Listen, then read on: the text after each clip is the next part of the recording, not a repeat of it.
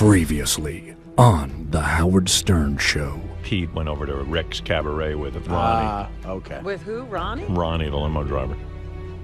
I didn't bring Pete there. Okay. Pete is a big boy. He's 34 years old. He heard about I was doing something there. I got there about 8:45. I went upstairs. We were having dinner with Lonnie and Sal and a few other people. And when I came downstairs out of the elevator, there was Pete waiting in the lobby of Rick's. Now, what am I supposed to do? I'm going to leave. Why are you getting defensive about it? Because some listener sent something in right, saying that I got the guy drunk and I brought him up on stage and made an idiot out of him. I didn't do any of that crap. He gets an email from a listener. Let the listener call in if he's got something to say. No, why he does did the right thing. Why does he have to be Wrong. the one right Wrong. away to throw me under the bus? You're wrong. What First is of all, up with that? I read that email and didn't think it was throwing you under the bus at all. Well, not Number according two, to the way, JD's not job. according to the way I heard it from the phone call I got on Friday. I want how to know it's supposed to work. who reported the story to you, because I want to take them off to my list. No, I'm not going to do that. Tell me the I'm person. not going to do that. Why not? Because I'm not. But they're spying on me. I'm not doing that. I'm not doing that. I am taking now. What I'm doing is because you won't give me the name. I'm taking off Tim Sabian off this list. I'm Knocking taking off. everyone off. Knocking everyone off because you're right. Someone is a leak in my organization who's Someone messing doesn't with know how me. to keep their mouths shut. Right. Jared is not on Guys, so Jared's not the culprit. I think No. I think he does have access to Tim Sabian's Tim email. Sabian. Take Tim Sabian off, please. Well, it might have been somebody who has access to Tim's link, though. It was Jared. I'm not saying it was anybody. Our program director is out of the loop. Hey, Howard. Are you the rat? No, and I'm so upset about this because I lied to someone about this, and I'm going to get in even more trouble now. What do you mean? I lied to Tracy to try and cover it up so that people didn't get in, any trouble, like my boss. Tim, Yes, sir. who do you think the rat is? There's no rat. It was just proper business procedures. There was no rat in the entire mix of this whole thing. So JD, there's a rat among us, Apparently, and you think it's Jared? That's my Your first guess, right? first guess. You really like this Jared guy, don't you? Oh, did you hear her? Oh, here we go. JD attacks Jared. No, really. The guy is a good-looking guy, and JD hates him. And 1 week later, Howard's staff rat remains anonymous. Wheels, you're on the air in Bristol, Pennsylvania. Hey, how you doing, Howard? Hey, Wheels. I was calling about this whole thing with Ronnie and Rick's. I was always wondering, like, all these young guys hang out with him. Do you think there would be the same affection for him if he wasn't connected to the strip club? Well, I mean, I think that's Ronnie's cachet. I think. But, I mean, the guys like Ronnie. Yeah, the guys like hanging out with him. Yeah, no, Ronnie's a fun guy to hang out with. I know he seems like fun to party with and all, but I think this is what. Yeah, by the way, this whole rat thing, like, I couldn't even remember what it was that what the rat supposedly talked about, but then I remembered. Yeah, I I forgot too. Yeah, the whole thing was, the way I work from home is we have a little group of guys who all write for the show. And basically the guys who write for the show are like me, Fred, Sal, Richard, and Benji. That's the group. So what happened was we named the group Guys, Guys, and we write to each other. So then, like, Doug Goodstein from Howard TV started saying, you got to put us in Guys so we know what's going on. Howard TV needs to know what's going on. I go, well, really, why, though? I announce what's going on. No, it puts us in the loop. We can plan ahead. If you guys are planning to do something, we can have an astronaut costume for it. I said, okay, that makes sense to me. So I put a couple of the guys from Howard TV in this Guys group. Then other people, like JD said to me, hey, I can contribute. We put them in Guys. So now there's probably about 30, 40 people in Guys. 30 or 40? Yeah. Wow. But it kind of worked. Like you wouldn't believe it. Like Scott the engineer sends me a lot of good stuff. Mm-hmm. Like he reads the paper a lot. He goes to these weird websites and finds a lot of interesting things we actually end up talking about on the show. So it makes sense. There's a lot of contributors there. Richie Wilson, I noticed. Richie Wilson's you. Yeah. Richie sends me tons of stuff, and it's always good. And yeah. So you don't want to cut down the guys? Well, no. I mean, because people contribute in different ways. So then what happened was we get an email that Ronnie was at Rick's Cabaret with Pete. And medicated Pete. An intern. The intern. So one of the people on the guys list read this thing and said, uh-oh, called up Ronnie, said, hey, I just read a piece of email that came in. And Ronnie, there might be a problem because you were there with an intern and Pete and this and that and the other thing. So I got a little miffed because I said, well, wait a second. If you guys are going to read the guys thing and to go report to people what it says in my guys, I gotta stop that because I don't want it reported on. Am I explaining this accurately? Yes. Okay. Perfectly. So I got pissed off and I said to Ronnie, okay, who told you, which guy from my group told you this? And he goes, well, I can't tell. I don't want to rat him out. He was just trying to help me. You know, so then I said to Ronnie, well, aren't you loyal to me? Shouldn't I know who the rat is? And then Ronnie got so defensive and worried about it, it was driving him crazy. Meanwhile, if the guy who had told Ronnie had just walked in and said, hey, listen, I'm sorry, but I thought that Ronnie was doing something wrong. I had to alert him. Right. And I won't do it again. But the guy who told Ronnie got really scared. And he told Ronnie, don't give me up. Because I'll lose my job. Because now he thought he was in danger. He thought he was in danger. So everything got really scary around here. I know exactly who it is now. So then Ronnie wouldn't tell the name. Right. And I told Ronnie, you're being disloyal to me. You got to tell me. Meanwhile, I don't even know that I cared that much. I just thought the whole thing was funny. Yeah, it was funny because it was like a prison thing. Yeah. So everything got really crazy. So I said to Ronnie goes, this is crazy. This guy should come forward on his own. Why do I have to do this? Right. Ronnie's fallen on the sword. The guy should come up and say, I am Spartacus. Right. So meanwhile, Ronnie was saying, look, I'm not going to give up the guy's name. I'm no rat. But meanwhile, he kind of forced the guy to. Well, that's what he said. The guy, he needs to come in and step up and take the weight. Which Ronnie was right. Because Ronnie was going to have a nervous breakdown over this. Yeah, Ronnie was not handling it well. Ronnie was on the wrap-up show saying he was quitting his job. I was like, what, are you crazy? He was saying he was going to quit? Yeah. He said, that's it. I'm leaving. I can't take it anymore. Everything's coming down on me. Why is he so... I don't know. Drama queen. I don't know. He was being a drama queen. Very good word. You can't have any fun with him. So I was about to leave here on Thursday and... the rat stepped up? Well... came to me shaking, like really upset. Like I would say on the verge of tears. And I was just like, oh, this is too crazy. I just want to get the fuck out of here. Come on, that would have been great for the air. Oh, my God. I was just like, I just want to get out of here. Now I got to hear this. Like I wanted to leave. Who was it? Well, wait. I'm really in a rush. You got 10 hours to kill. So I go... I didn't even want to deal with it. So I go, listen, blah, blah. Blah, blah. I don't even care. I said, the only thing I'm pissed off is now Ronnie feels good and now the whole controversy ends. The wrap-up show was doing shows on this. The Superfan Roundtable was doing shows. Ralph did a whole thing about who they think the rat is, their top 5 picks. Oh, who were their top 5 Oh, my picks? God, so many different picks. And were they anywhere close? I don't want to say because that'll give it away. Oh, stop. So anyway, you're telling me you're not going to tell me who this Wait a rat second. is? I want to talk it over with you. So I'm standing there, and the guy, and you know what? I love this guy. He didn't mean anything bad by it. And I told him, don't worry. I'm not taking away your job. I don't take away anybody's job. He was never in fear of losing his job. No. There was no... But he was. He was about to lose his place on the guys list, that's all. He thought he was out of a job because... But you never threatened that. He thought he was out of a job if he came forward. You never fire anybody. So. I know. Fire him. I'm like a jury. I feel bad for the guy. Bunch of pussies. Yeah. Bunch of pussies. Go ahead. Say it louder. Don't whisper it. Right. All right. Even now, coming up and ratting himself out in secret. Well, I went home and then I said, shit, I wish I'd had more time to deal with it. Because at least I would have sat the guy down on the couch and say, look, man, I'm not taking you off the guys list, but can you cut the fucking shit? You know what I mean? Like, don't be the police around here. If you're going to be able to read my confidential writings and stuff we plan for the show, you can't be blabbing to people about it. But I just wanted to get out. So I go, listen, I'm not firing you. I'm not mad at you. Just don't do it again. Goodbye. And I left. Faggot!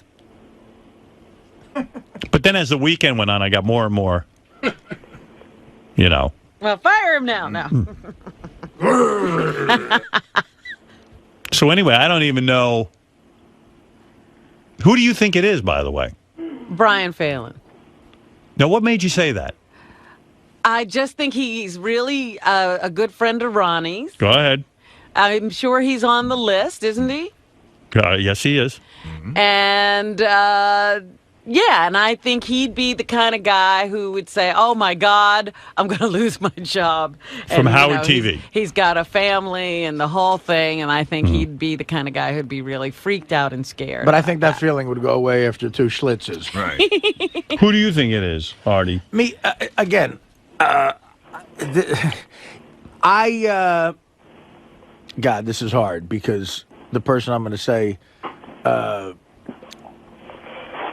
I do like, but I think it might have been Doug Goodstein. Goodstein? Yeah. What made you say that? I think because Doug is a guy. He's a good guy, and he knows how to produce the show, and he knows how this show operates. And I think he is that type. He's the kind of guy who will. He's not as bad as like a stuttering John, but I think Doug knows you very well. And he knows what could create something fun. And I think Ronnie and Doug have a bond a little bit. And it was interesting to me how Ronnie was so loyal to the guy. Right. So, I'll tell you why. You think he wouldn't be that loyal to Brian Well, Phelan? I'll tell you why Robin is wrong off the bat, because I do remember this. Brian Phelan's not on Guys. Oh, okay. So he's Right. not. That's what. Then you should Right. have said that. He's not on Guys. Now, I just got a note. The whole back office thinks it's Tim. No, it's not Tim. How do you know? Because he made a real issue of saying it was not him, and I think he doesn't lie. But by the way, everyone around here has made a real issue of saying it wasn't them. You know what? And now that Artie says Doug Goodstein, Doug is the one person who didn't say he didn't do it. Yeah, well, I mean, I'm just saying, first of all, it would be really surprising if a middle management guy in a corporation lied, Robin. You're right. But I don't know. I'm just saying, I'm not nothing against Doug. If I had to say it, I would think Doug might be, he might think that was funny to create and do it. I would, now look. And he's on Guys. Who do the guy, Howard TV has a collective thought. Who do you guys think it is? We think it's Jared. Jared. Oh, but I thought Jared had been cleared. Jared's been cleared. Robin, enough with the... Who are you? Was that Flea Bailey, for Christ's sake? Very nervous the past couple of days, pacing around, very interested in this topic, so we think it's who it is. You think that's him? He might have been worried if his Halloween costume was going to fit properly. What about, what did you think it was, Gary? Well, I'll talk about that in a second. Oh, you know, I think. In the office, the guys have photographs of everybody, and they've been moving them around all day long. Well, like first it was Tim was up, but then Jared moved in front, and then at one point Doug Hurwitz, who does our website, was moved up to number 3. He was a big suspect because it was also like one of the theories was whoever did it must be a guy who likes to go to strip clubs but doesn't really have the entree to get in. Right. So maybe trying to get into Ronnie's good graces, and so they're moving everything around. But I would like the guy to just walk in here and man up. I'm going to tell you that I had a conversation with the person on Thursday morning. Right. We were talking about a lot of things. It was a very sort of serious conversation. And it was one of those weird moments where within it, the person admitted it to me without even knowing it. Yeah. You said he was like Fredo. You know the scene of Godfather 2 where Fredo goes, me and Johnny Ola were here when they're in Cuba, and Michael goes, oh my God. That was the moment for me. I'm staring at this person. I'm going, this person just told me they're the person, and I don't think they know that. That's why it's great to be a police officer. I talk to cops all the time, and they tell me when they got a guy in the station house, if they just leave him there long enough and let him talk, yeah, they all sort of give you the clue. That's why they ask you the story over and over and over again. That's why when they say, yeah, there were discrepancies in the story, it's because each time you nutcases tell it different. Well, because I think we weren't talking about that. Well, there's the suspect list. Who's the lead? So Dan, the song parody man, is number... He's number 2. Number so 2. It's Tim is number 1. Dan, they go down. Then Doug is number 3. And Sal's number 4. Then go down. Then it was Richie Wilson. There's Doug Hurwitz. It's the only picture we have of him. Then there was Benji and Joe Jordan. All right, now... Benji. Does the guy want to come in and just get it over with? So it's nobody in here, is what you're saying. It's not Benji. I don't think it's Joe Jordan. No, it's nobody in here. You thought it was Artie, huh? I'm not on Guys. You are. Believe it or not, you are. It's just that you don't have a computer. Oh, I'll get one, man. Sorry. I looked at the list. Artie's on it. Like He's had 50 computers, never turned them on. I better be on. If the guy doesn't want to come in, I guess he doesn't have to. But if he wants to just get it over with, I think he should. I'm recommending he does. Who? Come in? Yeah, I think he should come in. For years. You haven't talked this over with him. No, I haven't. And if he doesn't want to come in, I'll respect it. For years, I thought it was Alexander Haig. Why leave every one of your coworkers under suspicion? Is he coming? No. He is. All right, here he is, the man of the hour. There he is. Come on in. There's nobody there. He left? Pussied out. I saw a guy walking down the hallway that was it, and then they just made a left turn. You know it was it? You know it was the guy? You know who it is. Oh, He okay. knows. How do you know who it is? Oh, because the guy Fredo'd. The guy Yeah. Fredo told me. All right, so maybe he's not comfortable coming in. Get in here. You got to make him come in. He's not going to be fired. It was no big deal. He did it What out is of... he scared about now? I don't know, but maybe he's not comfortable with it. This is so silly. I don't want to give anybody a There's nervous no breakdown. threat and nothing happened bad. You were trying to help out a friend. It was no big deal. Seriously, I don't hold any animosity toward this person. I It was told him that. actually a great thing you did. And I've already Only forgotten. bad for programming. And I have already forgotten again what he did. No, I understood why he did it. He thought Ronnie had done something wrong. He did it with the best of intentions. That's right. I don't think he did anything wrong. I said, just don't do it again. Just check with me first. See, my theory on Goodstein is not that he thought Ronnie did something wrong, that I think he thought it would create this. Doug knows the show well. Oh, no. No, it was nothing like that. That was my theory with Doug. Scott DePace couldn't have done this. He No. fess up. No. I'm just saying, you would fess up. He actually confessed, but he turned out it wasn't him. He was one of those guys that likes to get credit for bad things. He turns himself in for every crime. Yeah, he turns himself- shot Kennedy. Come on. Oh, I'm like It's looking not at happening. the door. Not happening. God doesn't want to fess up. Well, maybe not. Maybe later. Let him think it over.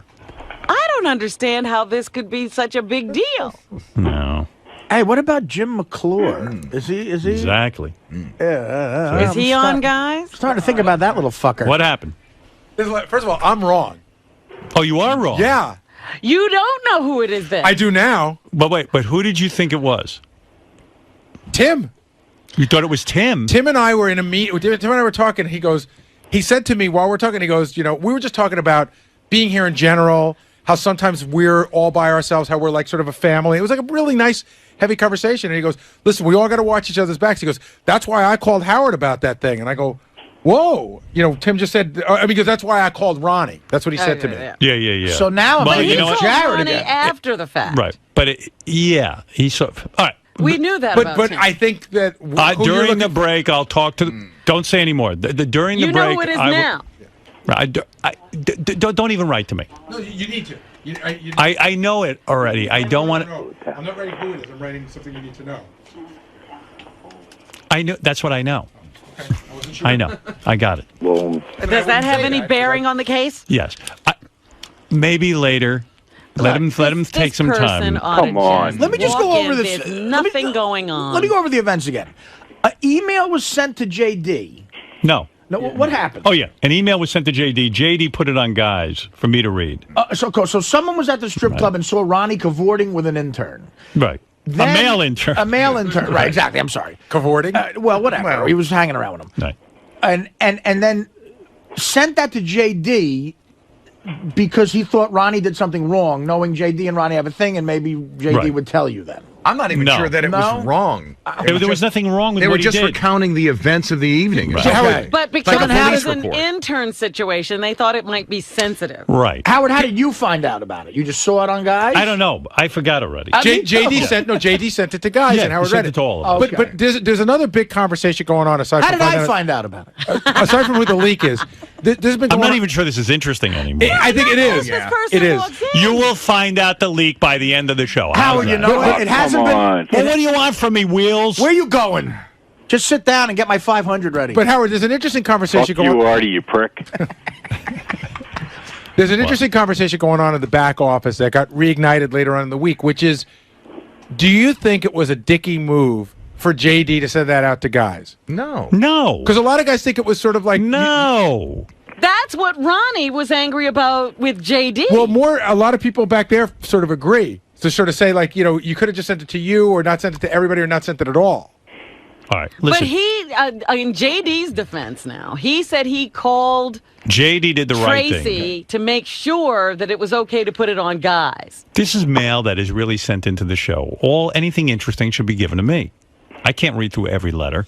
So if a guy sees something I don't see, he should send it to me. That's the end of that.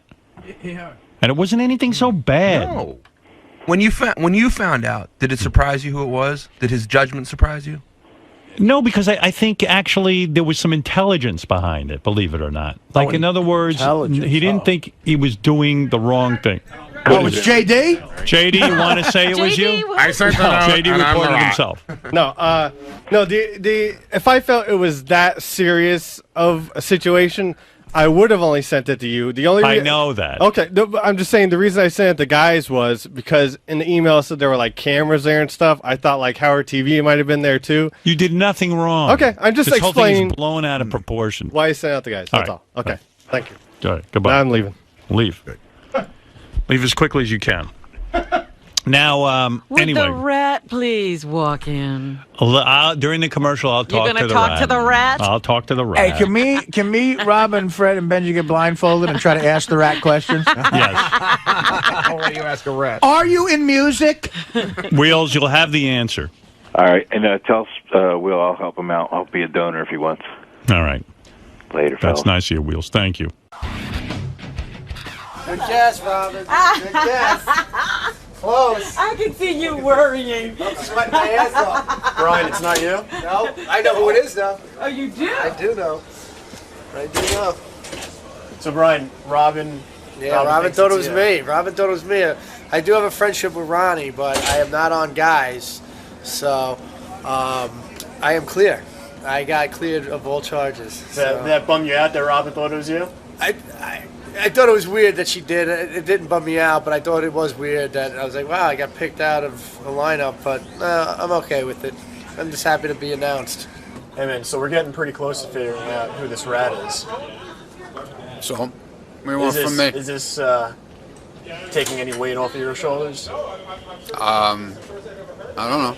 Is it? Well, it must be because you don't have to hide it. You don't have to hide this person anymore.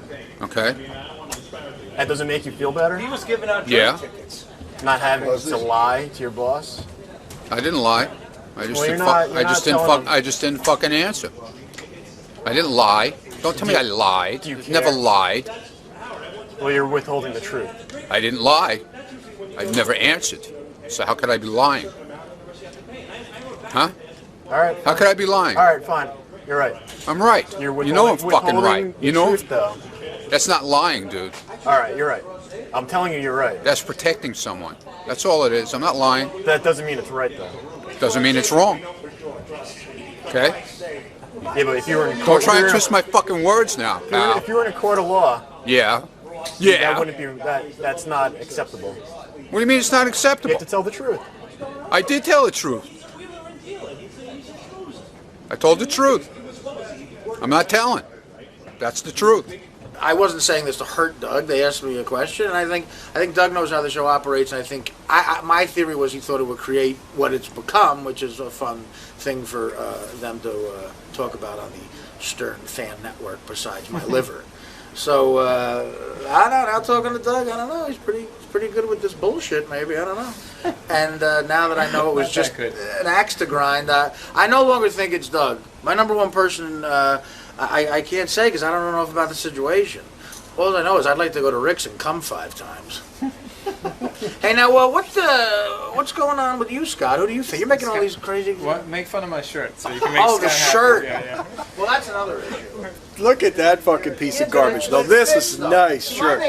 My thing is, it fits. You're under the illusion. Cum-filled buttons. They're called westerns. Yeah. See, if I made fun Well, of God, first of all, wait a I'm minute, desensitized to Scott's shit clothes at this point. Did the guys at wait, get Ganji too. That's a shirt. See, Did the guys at Howard TV? Are you guys shooting a western? No, Yes. Like, what is going on? See, this is Brokeback Mountain. This is if a you put us polo. together. I'm staying Oh, it's with it. Brokeback Mountain, all right. These guys are gay. But that's really ugly. At least mine's like fashionable. If you were wearing a shirt, This is fashionable if you were and wearing cool. a shirt of David Wright blowing a guy on the 69 Mets, it would be less gay. Why is this gay? Explain what is gay about it. You know what? Compared to your sneakers, that looks like something Steve McQueen would wear. This actually probably is. What were you in prison? Yeah, they took my license away, so I don't hang myself. The rat's going in. All right. If you were listening early, I gave a whole big explanation about this with Ronnie, and he was told something through my email, blah, blah, blah. I'm not going to go through the whole explanation. If you're not up on the story, who did you think the rat was, Robin? Well, I originally thought it was Brian, but then he's not in the guy group. Right. So I have switched my vote to Doug Goodstein. All right. Oh, there's Artie. Artie's the Artie, rat? who did you say? Artie's the rat. Artie, who did you say it was? Just talk right there. All right. Well, who did you say? I said it was Doug Goodstein. Right, okay. That was my guy. Fred, did you ever give an opinion? I never gave an opinion on it, and mine's biased because one of the things that I read in the email, someone claims that Ronnie made a slip during the wrap-up show and said she. So you I don't picked up know. on that. I'm already biased. Okay. Well, who could she be? I heard that, and I still think it's Doug Goodstein. He's girly, you're saying? Well, I don't know. Well, out in the hall, they were saying they for sure still think it's Jarrett. Well, anyway, come on in, rat. Who I told you I'm not mad at. There he is, Jared. It was Jarrett! It was Jared. After I defended him? Yep. And you'll still defend him. Yeah. Jared was really upset on Thursday, came to me, manned up and said, listen, I'm shaking. He was shaking. I thought the guy was close to tears. I said, listen, Jared, get a fucking grip on yourself. First of all, if you start crying, I'm going to punch you. Wow. And then I said, secondly, I don't care. I said, listen, just don't let it happen again. Don't read the email, and give it a... But he didn't do anything malicious. No. And you should have come in right away and said it was you. All right. So first off, the thing that I object to is I wasn't trying to be a rat. I was trying to protect Ronnie. Right. It wasn't actually your guys list that I read this from. JD emailed Tim his Sirius account, which I go through to make sure that Tim is following up on some emails that are executionable. Right. So I noticed this, and I talk to Ronnie usually once a week just about things going on with the company, checks, things like that. And I mentioned to him in passing that I saw that there was a chance there could be an HR issue with there being an intern out because this company is very sensitive about protecting their interns. Right. And I wanted to make sure that he didn't bring an intern out. That's my point. You should have just said, you should come in that morning and said, hey, Howard, I made sure I was worried about Ronnie, and I made sure that he wasn't doing anything wrong. When all of a sudden it started getting, explosive at 6:15 or 6:30 in the morning. That's when you began the cover-up. Well, I got nervous that I just caused a serious issue with, a confidential email, and I was just trying to help Ronnie out that come Monday he wasn't blindsided by the company and the HR, not the show. Now, part of the cover-up was you yelled at JD on the wrap-up show for even accusing you of being you actually came to your own defense and said that was wrong to immediately label you. You're like Nixon. Because I thought the best way to deal with this was just to, I was hoping that it would just go away and that, I was able to help Ronnie, and that was it. And when it started to snowball and being a bigger issue, that you thought that there was a security issue here, and Ronnie was getting hung out to dry, I spoke to Ronnie and said, at the end of the week, I'm gonna talk to people off the air, you and Tim, and explain that it wasn't malicious, and I wasn't trying to throw JD under the bus. And when Ronnie got upset with JD, that wasn't my intention. My intention was to but I'm saying you put yourself through a lot of stress. I did.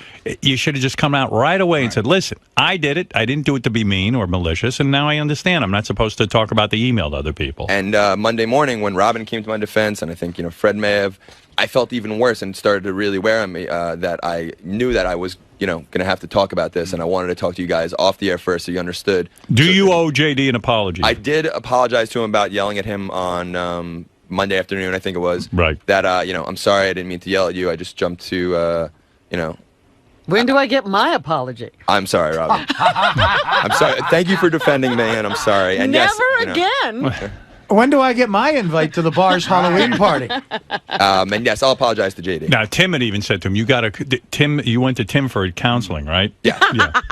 And Tim said, this is so silly. Tim said, this is what you get for what? I forget what he said. I never know what Tim said. His counseling was, no. this is what he said, you get? this is what you get when you try and help too many people. Because I was trying to protect Ronnie from a bigger issue that I thought may occur. Right. All right. Now, from now on, I'm going to leave you on the guys list. I'm not on the guys list. You're not. Okay. I'm not. And this email wasn't about the guys list. It was sent from JD first to Tim's Sirius email. You're the only one not on the guys list. Yeah, and I never even. All right, read I'm going to put you on the guys list. Thank you. Give him my spot. All right. I never read it on that. Here's the thing. So whenever you read something, just come to me or Tim. In fact, go to Tim. Don't bother me. I won't bother you. I'm busy. I sorry to bother you on Thursday All as well. right. Okay, no problem. Hey, Howard. Yes. The guys at TV want to know, after Jared came out of the studio that day, he vehemently denied it and then threatened JD. They thought it's a funny video clip if you want to see it. Yeah, let me see that. This is Jared covering up his... Boy, oh boy. Right. The scumbag. JD is the absolute bottom of the earth. He's the white gook you get in between your fucking mouth. That's JD. And, he had absolutely no factual evidence for this. He just felt like throwing my name out there. So, fuck JD. Do you have any idea who this might be? I honestly haven't put too much thought into it because it happened and I didn't think anything of it. So I didn't even think who the rat is. And to be honest with you, I'm not going to think about it because it's not my problem. The only problem is that JD's little, rat that tries to start shit. So in the past, you've always tried to have been civil with JD. Is that totally I've gone always now? been civil with JD. And You are now really I will good. Go out of my way to Boy, fuck I with don't JD. know if I That's, trust I've been anything here you for 4 say years, from now on. You are a good liar. Yeah, look at you. You got a whole scenario going here. You should run for office. This is the part where he says he's going to go out of his way to fuck with JD. Oh, go ahead. Let me hear that. He's in his mind that, I'm doing things. Now I'm going to actually do things to him because he's a little shit. And clearly he can't mind his own fucking business. He's got to start shit on his own. So I'm going to really fucking show him, what it is that I can do to be arrogant and an asshole. You remind me of those guys who kill their wives, but then they get them on TV and they go, "I want my wife back." Right. Hey, if I start doing drugs again, can you give me lying lessons? Yeah, absolutely. You did a good cover-up.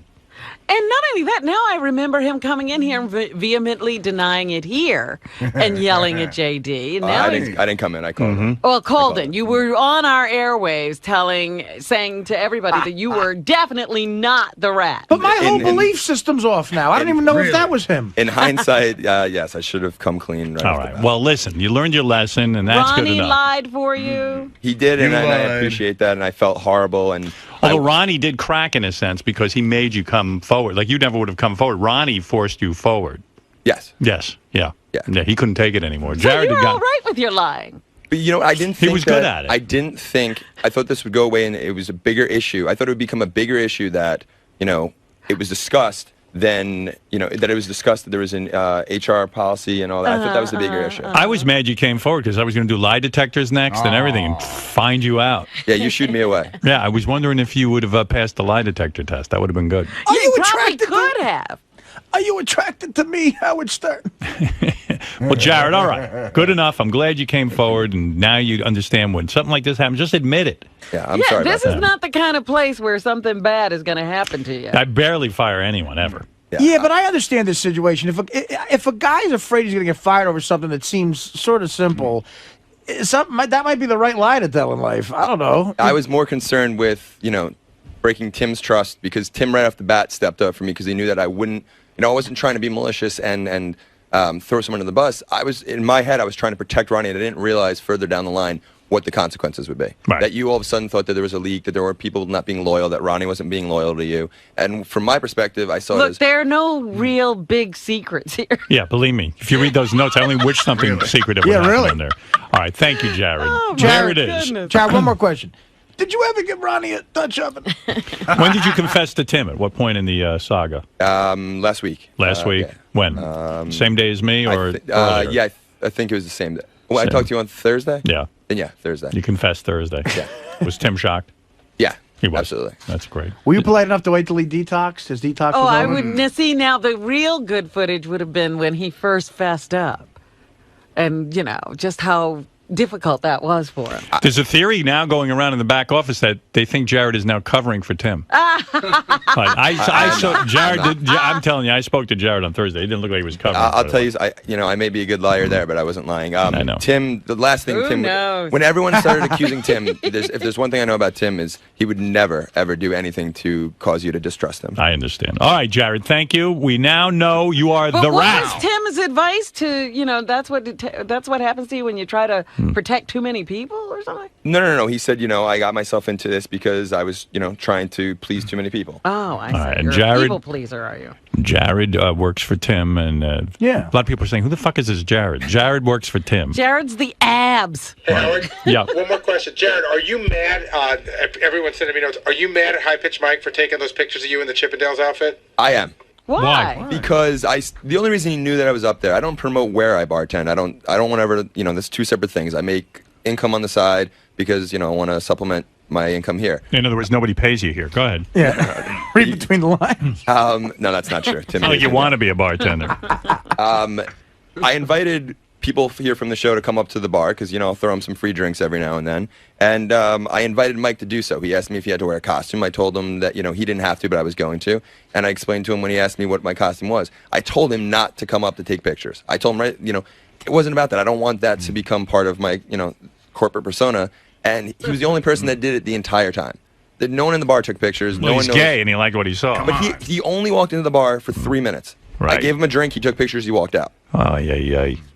So That was it? He just came to take pictures? All he did was take pictures. What did he do with wow. those pictures? Oh, my God. do you think he beat off to him? Of course he did. Jesus. Oh, Jared, I'm your wife. Oh. Well, he has a picture in his office of his head on my body. Wow. In his office.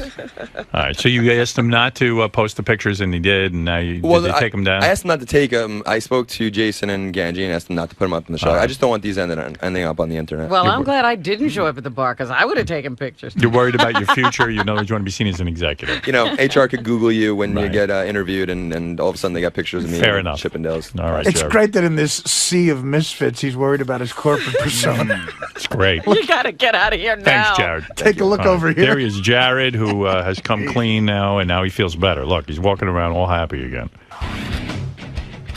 So you manned up, told the truth. I did. How do you think it turned out? I think it went better than I thought it was going to go. What did you think was going to happen when, even last week when it was real heated? How did you think this was going to turn out? Like 9/11, I don't think we're hearing the whole story here. I think there's more. I bet there were calls placed to Tim that we don't know about. Not everything's adding up. I don't see why Jared would take it upon himself to read one of Tim's emails and act on it alone. Jared's not a lone wolf. He's not. He's needy. He needs he needs his peers to appreciate him and give him a pat on the back and all that stuff. I don't buy the lone wolf theory. But give it a rest already.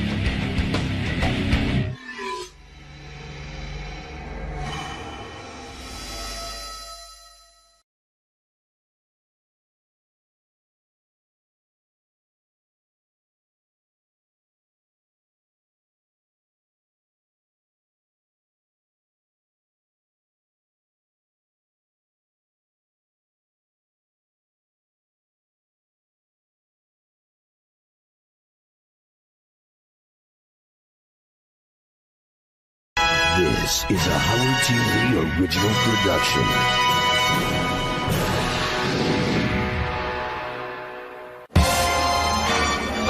Hey, it's Gary Delabate, Baba Booey. I'm here at Chocolat Michel Cluzel. I'm here with Richard Pearl. And the reason I'm here is because I am a chocoholic. I love chocolate.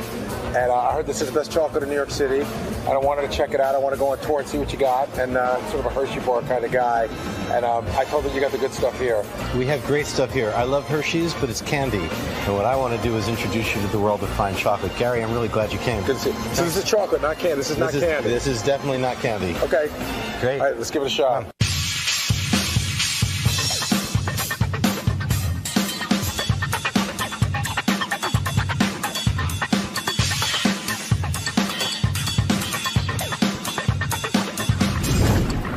Gary, so I'd love you to try some of our bonbons, and then we'll move into the pure chocolates. If I saw a box of candy, I can't just take one and put the box away. I end up eating like the whole box, and then I get like high on sugar. You saying that won't happen with this? It shouldn't happen with this one. You want to eat that much. Think about it. The cocoa content here is 7 to 10 times greater than what you'll get in some of those candy boxes. And therefore, what you're looking for is the cocoa. You're going to get what you want and what you need a lot faster and with a whole lot less sugar. So it's a cocoa high rather than a sugar rush. So like a Hershey bar is what, like 10%? About that. And then you have some stuff here that's 99%. We do have some 99% chocolate here, you bet. So I'd be getting 10 times. So when I'm getting 10 times more of the cocoa, like I know what the sugar 10 high times gets. less of the sugar, too.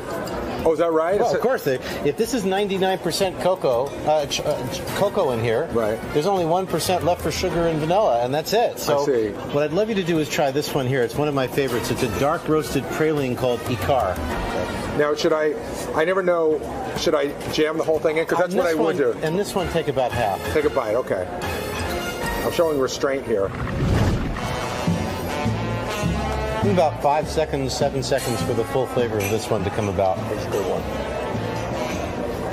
Now, is there like a, what's the taste I'm getting in there? Like hazelnut? It's hazelnut and almond praline, slowly made and dark roasted so that it pairs beautifully with the dark chocolate. We have other pralines such as you have here and here, but they're a bit sweeter than this one. But I like to start you with the full richness of this one here. Now, can I ask you a question? Anything. So I swallow. What's a praline? I hear that all the praline time. is where you take almond and hazelnut usually, and you slowly grind them with sugar until they become somewhat of a paste. Okay. This here is the reason why we opened this store with a liquor license, giving new meaning to the term chocolate bar, and put the whole thing in your mouth, pull off the stem, and then bite in, and make sure your mouth is closed because there's enough booze in there that you'll dribble if you nibble. That's it. And mind the pit. And this is a chocolate-covered Morello cherry and kirsch. It's not that sort of sappy, syrupy maraschino cherry that you might have had when you were a kid. Watch the intensity of the kirsch at first and how it pairs beautifully with the chocolate. And then as you get sort of the sweetness of the cherry with the reminiscence of the kirsch, you kind of get a dance between the three. This one has a real liquor flavor to it. What's the liquor that's in there? Kirsch. And kirsch is a cherry liqueur, and the cherry itself is cured in kirsch in the Michel Cluzel factory in Normandy, France for about 9 months. And, any chocolate will taste good when you swallow. Right. But I'm not going to let you wait that long. We got a lot of chocolate for you to try here. I got a question. I'm just, because it jumps out at me. I'm like, whenever you're a chocoholic, you always want to get the most that you can get. So I keep looking at this one that says 99%. So what's going on there? Well, again, when you see it, if a chocolate bar doesn't tell you the cocoa percentage, they got something to hide. Right. These days, you should be told what is the cocoa percentage in any pure chocolate. This is a bonbon that is made with 99% cocoa. And so because there's ganache inside, meaning a little cream melted with the chocolate, it's not fully 99% potency, but it's got all the rich and darkness. So try that one.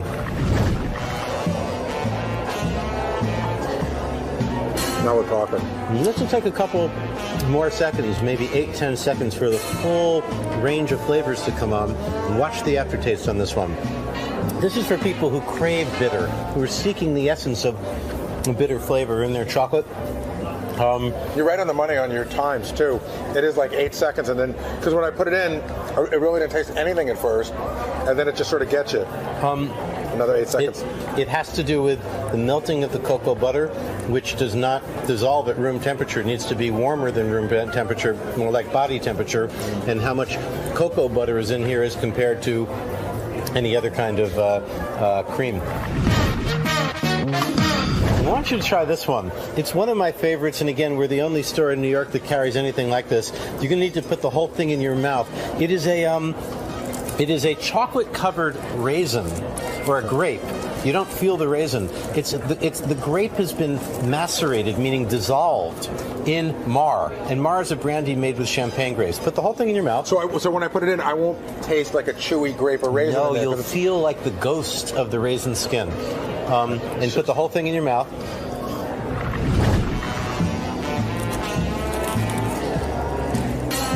So, if you like spirit. If you like chocolate, there's no selection like that. And that again is a brandy made of champagne, grapes, and twigs. I like more of the like the pralines and the other stuff. Although here's another praline I want you to try. This is a praline with almonds, no hazelnut. So you notice now that I know what praline means, I'm like throwing the word around like nobody's business. Let's have a praline, Richard. Cheers. Cheers.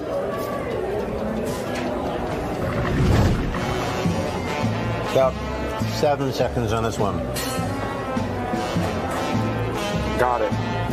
Notice the darkness of the almond flavor, and then watch the aftertaste on that. We also have a lime marcolat, or the chocolate-covered orange. Let's try the lime. Let's try the lime? I like lime. Lime's a good flavor for me. Wonderful. And here, they've made a lime fruit puree, mixed it with the milk chocolate, and surrounded it by a milk chocolate. This pairs beautifully with champagne. In fact, we have some cocktails ready for you. What's the chocolate that's in there? Seems like a softer, almost like a nougat, like a mixture. It's not like it's more like it's been whipped. Okay, so it's not hardened. They've been able, because they keep it contained in here, to keep it moist and keep it a little light. More like, you might remember it as a Cadbury flake. Well, Shannon, which is this one? The white chocolate champagne cocktail. The white chocolate champagne cocktail. We've given you a spoon if you want to try the foam on the top. Now, what's the foam made of? It's just our white chocolate chantilly mixed with our champagne. And this is one of our most popular drinks, and people love the foam. Particularly women go for this one. I'm feeling very classy. Foam's pretty sensual, huh?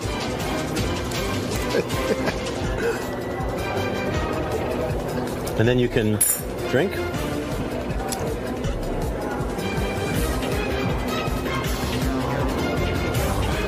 That's good. I never thought I'd put chocolate in my drink. Well, in a moment, we're going to bring you one of our chocolate Russians, which is really our signature chocktail. And, our chocktails. Chocolate Russian. Thank you, Michelle. It's Shannon. Oh, thank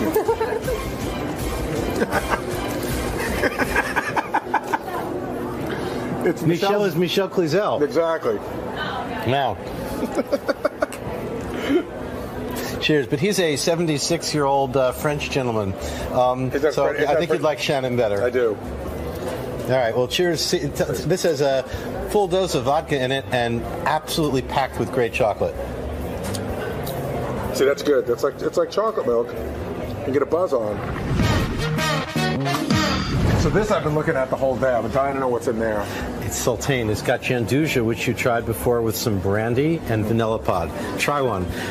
You'll need your napkin.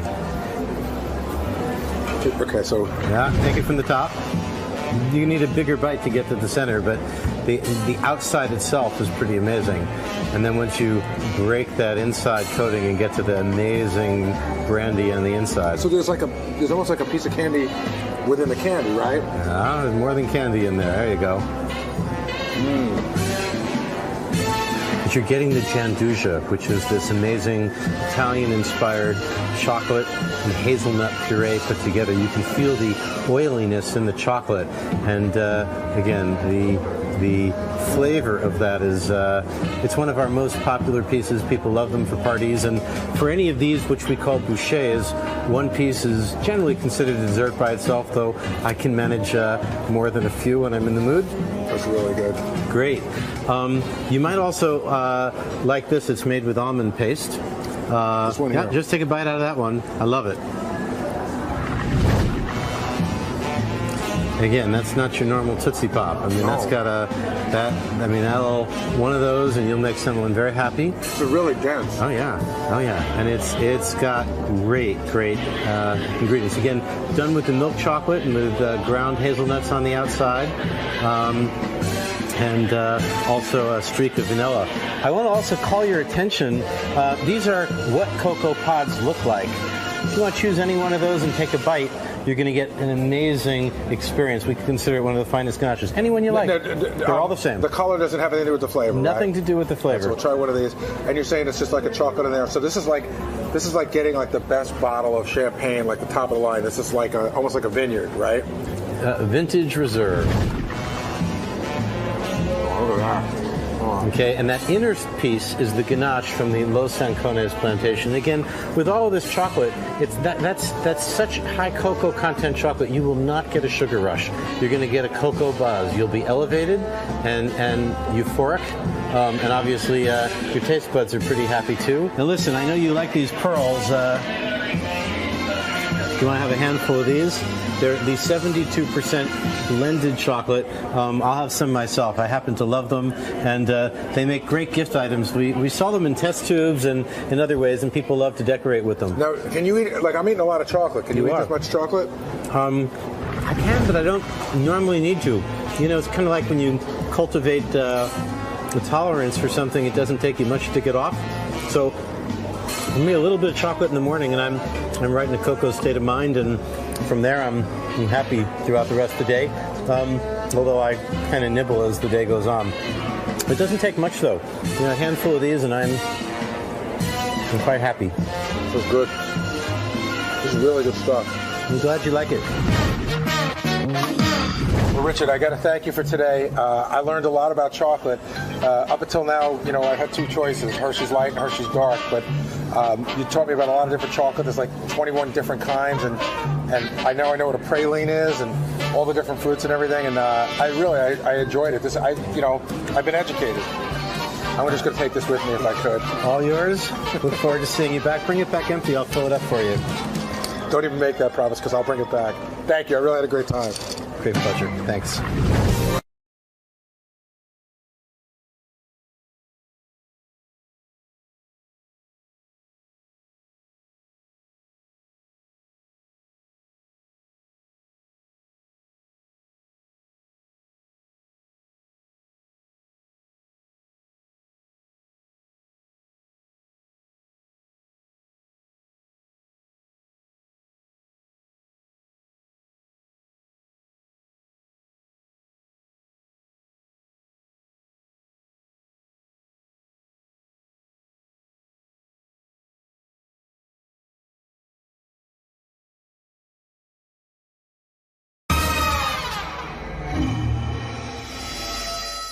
Coming up, which is the way we're going to launch our new album, which is Duran Duran's Red Carpet Massacre. We're here at the Howard Stern Show, very excited. We're so nervous. We are like freaking out. I'm sure you guys are doing all right. We're really nervous. Really nervous, mate. Psoriasis is coming out. It's like, oh god. Did you say nervous? Nervous? No, I didn't think so. All right, guys, good luck. We're tired. Yeah, it is a bit early. But good job, there's grapes. I appreciate it. And where there's grapes, there's grass. Yes. And when there's grass, there's cows. Where there's cows, there's milk. Right, and where there's milk, there's breasts, which brings us to the Howard Stern Show. Of course. Look who I'm here with. I'm here with Duran Duran. Welcome, gentlemen.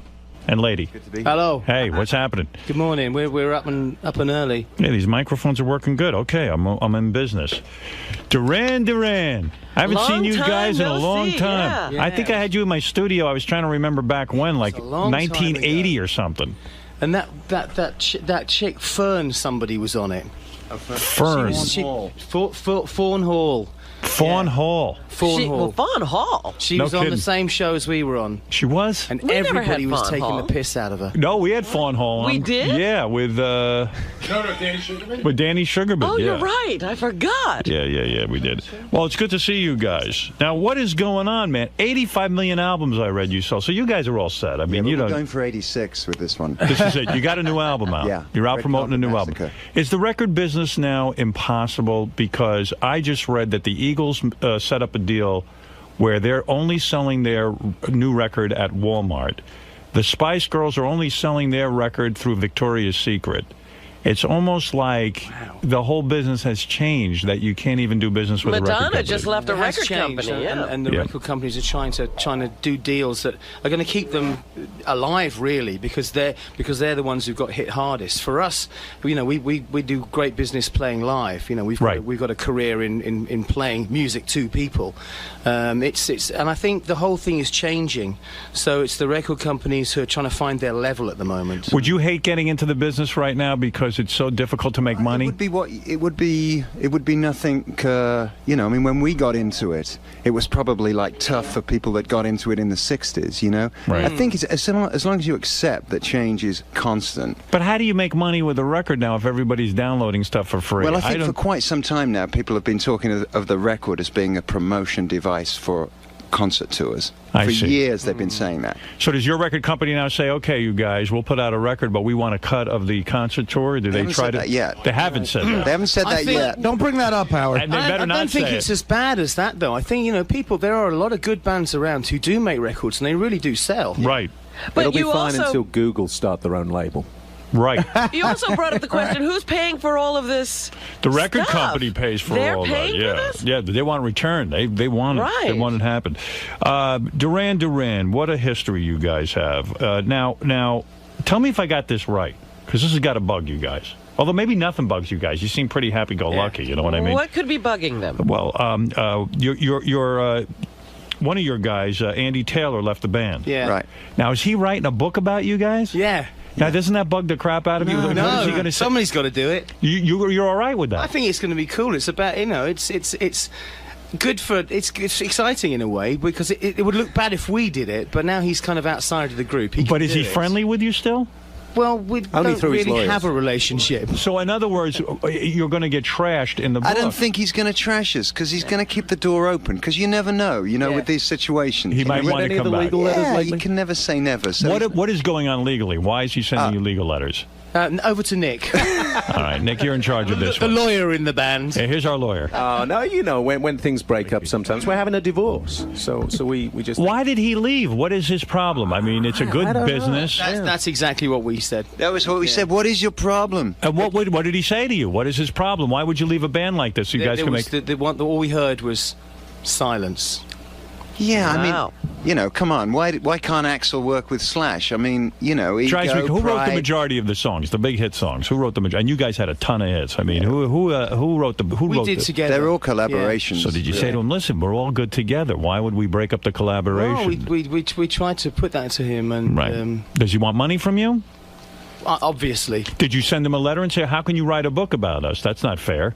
No, we didn't. Wow. I think we Do you have a law firm, Howard? Well, I should because I would be you curious. do. I like what I'm hearing. Yeah, I mean, I love Robin. She wrote a book. She was writing about she wanted to stomp on my head. Remember when you were jogging? You wanted to stomp on my head and kill me, and I went, "Oh my God!" Please. It's Just terrible. trying to get some motivation to run. I think guys who leave bands are tired. I think he was just tired of playing Rio in Milwaukee. You know what I mean? Don't you think so?